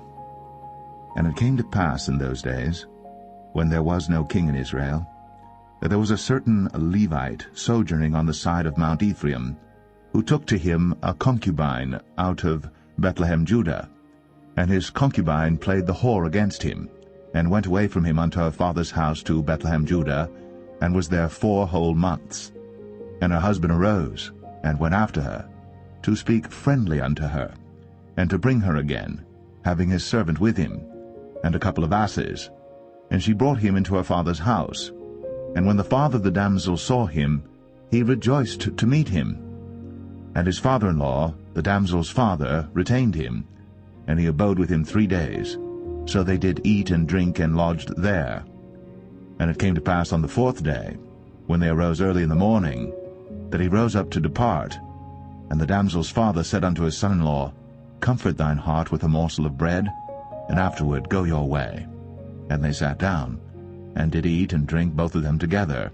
For the damsel's father had said unto the man, Be content, I pray thee, and tarry all night, and let thine heart be merry. And when the man rose up to depart, his father-in-law urged him, therefore he lodged there again. And he rose early in the morning on the 5th day to depart. And the damsel's father said, Comfort thine heart, I pray thee. And they tarried until afternoon, and they did eat both of them. And when the man rose up to depart, he and his concubine, and his servant, his father-in-law, the damsel's father, said unto him, Behold, now the day draweth toward evening. I pray you, tarry all night. Behold, the day groweth to an end. Lodge here, that thine heart may be merry. And tomorrow get you early on your way, that thou mayest go home. But the man would not tarry that night, but he rose up and departed, and came over against Jebus, which is Jerusalem. And there were with him 2 asses saddled. His concubine also was with him. And when they were by Jebus, the day was far spent. And the servant said unto his master, Come, I pray thee, and let us turn into this city of the Jebusites, and lodge in it. And his master said unto him, We will not turn aside hither into the city of a stranger, that is not of the children of Israel. We will pass over to Gibeah. And he said unto his servant, Come, and let us draw near to one of these places to lodge all night in Gibeah, or in Ramah. And they passed on, and went their way. And the sun went down upon them when they were by Gibeah, which belongeth to Benjamin. And they turned aside thither, to go in and to lodge in Gibeah. And when he went in, he sat him down in a street of the city, for there was no man that took them into his house to lodging. And behold, there came an old man from his work out of the field at even, which was also of Mount Ephraim, and he sojourned in Gibeah.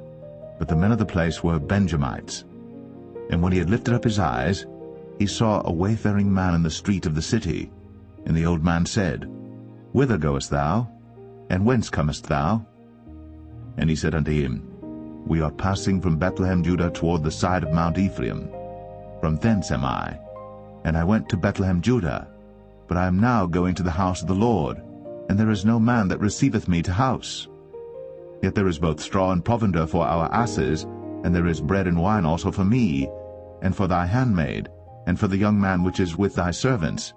There is no want of anything. And the old man said, Peace be with thee. Howsoever let all thy wants lie upon me, only lodge not in the street.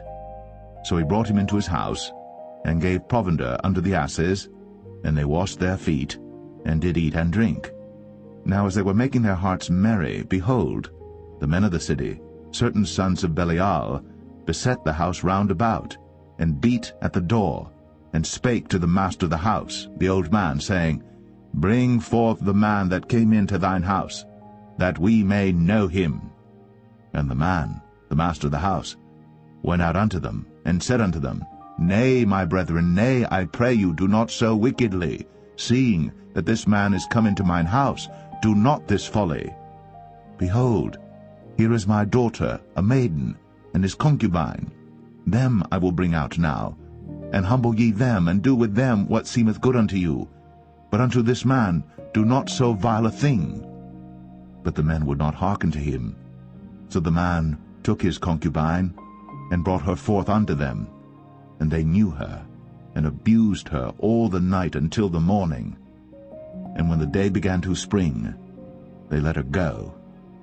Then came the woman in the dawning of the day, and fell down at the door of the man's house, where her lord was, till it was light. And her lord rose up in the morning, and opened the doors of the house, and went out to go his way. And behold, the woman, his concubine, was fallen down at the door of the house, and her hands were upon the threshold. And he said unto her, Up, and let us be going. But none answered. Then the man took her up upon an ass. And the man rose up, and gat him unto his place. And when he was come into his house, he took a knife, and laid hold on his concubine, and divided her, together with her bones, into 12 pieces, and sent her into all the coasts of Israel. And it was so, that all that saw it said, There was no such deed done, nor seen from the day that the children of Israel came up out of the land of Egypt, unto this day. Consider of it, take advice, and speak your minds.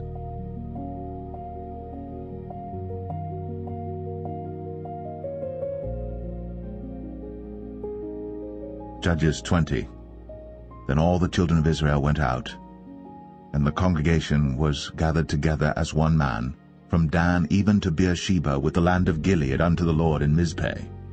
And the chief of all the people, even of all the tribes of Israel, presented themselves in the assembly of the people of God, 400,000 footmen that drew sword. Now the children of Benjamin heard that the children of Israel were gone up to Mizpeh. Then said the children of Israel, Tell us, how was this wickedness? And the Levite, the husband of the woman that was slain, answered and said, I came into Gibeah, that belongeth to Benjamin, I and my concubine, to lodge. And the men of Gibeah rose against me, and beset the house round about upon me by night, and thought to have slain me, and my concubine have they forced, that she is dead. And I took my concubine, and cut her in pieces, and sent her throughout all the country of the inheritance of Israel, for they have committed lewdness and folly in Israel. Behold, ye are all children of Israel, give here your advice and counsel. And all the people arose as one man, saying, We will not any of us go to his tent, neither will we any of us turn into his house. But now this shall be the thing which we will do to Gibeah. We will go up by lot against it. And we will take 10 men of 100 throughout all the tribes of Israel, and 100 of 1,000, and 1,000 out of 10,000, to fetch victual for the people, that they may do, when they come to Gibeah of Benjamin, according to all the folly that they have wrought in Israel. So all the men of Israel were gathered against the city, knit together as one man. And the tribes of Israel sent men through all the tribe of Benjamin, saying, What wickedness is this that is done among you? Now therefore, deliver us the men, the children of Belial, which are in Gibeah, that we may put them to death, and put away evil from Israel. But the children of Benjamin would not hearken to the voice of their brethren, the children of Israel. But the children of Benjamin gathered themselves together out of the cities unto Gibeah, to go out to battle against the children of Israel. And the children of Benjamin were numbered at that time out of the cities 26,000 men that drew sword, beside the inhabitants of Gibeah, which were numbered 700 chosen men. Among all this people there was 700 chosen men left-handed. Every one could sling stones at an hairbreadth, and not miss. And the men of Israel beside Benjamin were numbered 400,000 men that drew sword. All these were men of war. And the children of Israel arose, and went up to the house of God, and asked counsel of God, and said, Which of us shall go up first to the battle against the children of Benjamin? And the Lord said, Judah shall go up first. And the children of Israel rose up in the morning, and encamped against Gibeah. And the men of Israel went out to battle against Benjamin. And the men of Israel put themselves in array to fight against them at Gibeah. And the children of Benjamin came forth out of Gibeah, and destroyed down to the ground of the Israelites that day 22,000 men. And the people, the men of Israel, encouraged themselves, and set their battle again in array in the place where they put themselves in array the first day. And the children of Israel went up and wept before the Lord until even, and asked counsel of the Lord, saying, Shall I go up again to battle against the children of Benjamin my brother? And the Lord said, Go up against him. And the children of Israel came near against the children of Benjamin the second day. And Benjamin went forth against them out of Gibeah the second day, and destroyed down to the ground of the children of Israel again 18,000 men. All these drew the sword. Then all the children of Israel and all the people went up, and came unto the house of God, and wept, and sat there before the Lord, and fasted that day until even, and offered burnt offerings and peace offerings before the Lord. And the children of Israel inquired of the Lord, for the ark of the covenant of God was there in those days. And Phinehas, the son of Eleazar, the son of Aaron, stood before it in those days, saying, Shall I yet again go out to battle against the children of Benjamin my brother? Or shall I cease?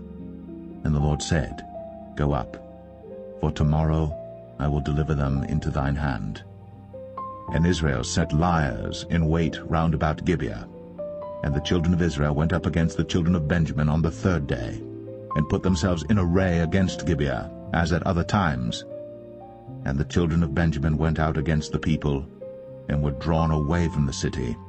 And they began to smite of the people, and kill, as at other times, in the highways, of which one goeth up to the house of God, and the other to Gibeah in the field, about 30 men of Israel. And the children of Benjamin said, They are smitten down before us, as at the first. But the children of Israel said, Let us flee, and draw them from the city unto the highways. And all the men of Israel rose up out of their place, and put themselves in array at Baal-Tamar. And the liers in wait of Israel came forth out of their places, even out of the meadows of Gibeah. And there came against Gibeah 10,000 chosen men out of all Israel. And the battle was sore, but they knew not that evil was near them. And the Lord smote Benjamin before Israel. And the children of Israel destroyed of the Benjamites that day 25,000 and 100 men. All these drew the sword. So the children of Benjamin saw that they were smitten, for the men of Israel gave place to the Benjamites, because they trusted unto the liers in wait, which they had set beside Gibeah. And the liers in wait hasted, and rushed upon Gibeah. And the liers in wait drew themselves along, and smote all the city with the edge of the sword. Now there was an appointed sign between the men of Israel and the liers in wait, that they should make a great flame with smoke rise up out of the city. And when the men of Israel retired in the battle, Benjamin began to smite and kill of the men of Israel about 30 persons. For they said, Surely they are smitten down before us, as in the first battle. But when the flame began to arise up out of the city with a pillar of smoke, the Benjamites looked behind them, and behold, the flame of the city ascended up to heaven. And when the men of Israel turned again, the men of Benjamin were amazed, for they saw that evil was come upon them. Therefore they turned their backs before the men of Israel unto the way of the wilderness. But the battle overtook them, and them which came out of the cities they destroyed in the midst of them. Thus they enclosed the Benjamites round about, and chased them, and trod them down with ease over against Gibeah toward the sunrising. And there fell of Benjamin 18,000 men. All these were men of valor. And they turned and fled toward the wilderness, unto the rock of Rimmon. And they gleaned of them in the highways 5,000 men, and pursued hard after them unto Kidom, and slew 2,000 men of them. So that all which fell that day of Benjamin were 25,000 men that drew the sword. All these were men of valor. But 600 men turned and fled to the wilderness unto the rock Rimmon, and abode in the rock Rimmon 4 months. And the men of Israel turned again upon the children of Benjamin, and smote them with the edge of the sword, as well the men of every city as the beast, and all that came to hand. Also they set on fire all the cities that they came to.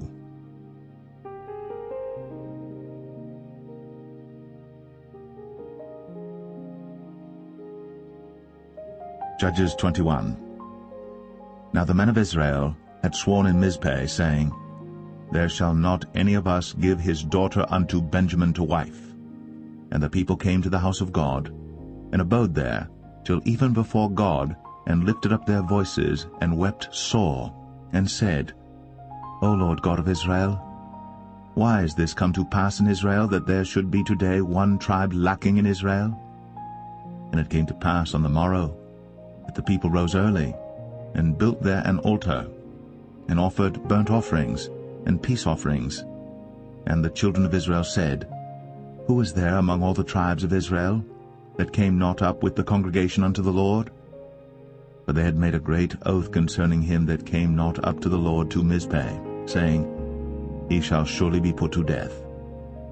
And the children of Israel repented them for Benjamin their brother, and said, There is one tribe cut off from Israel this day.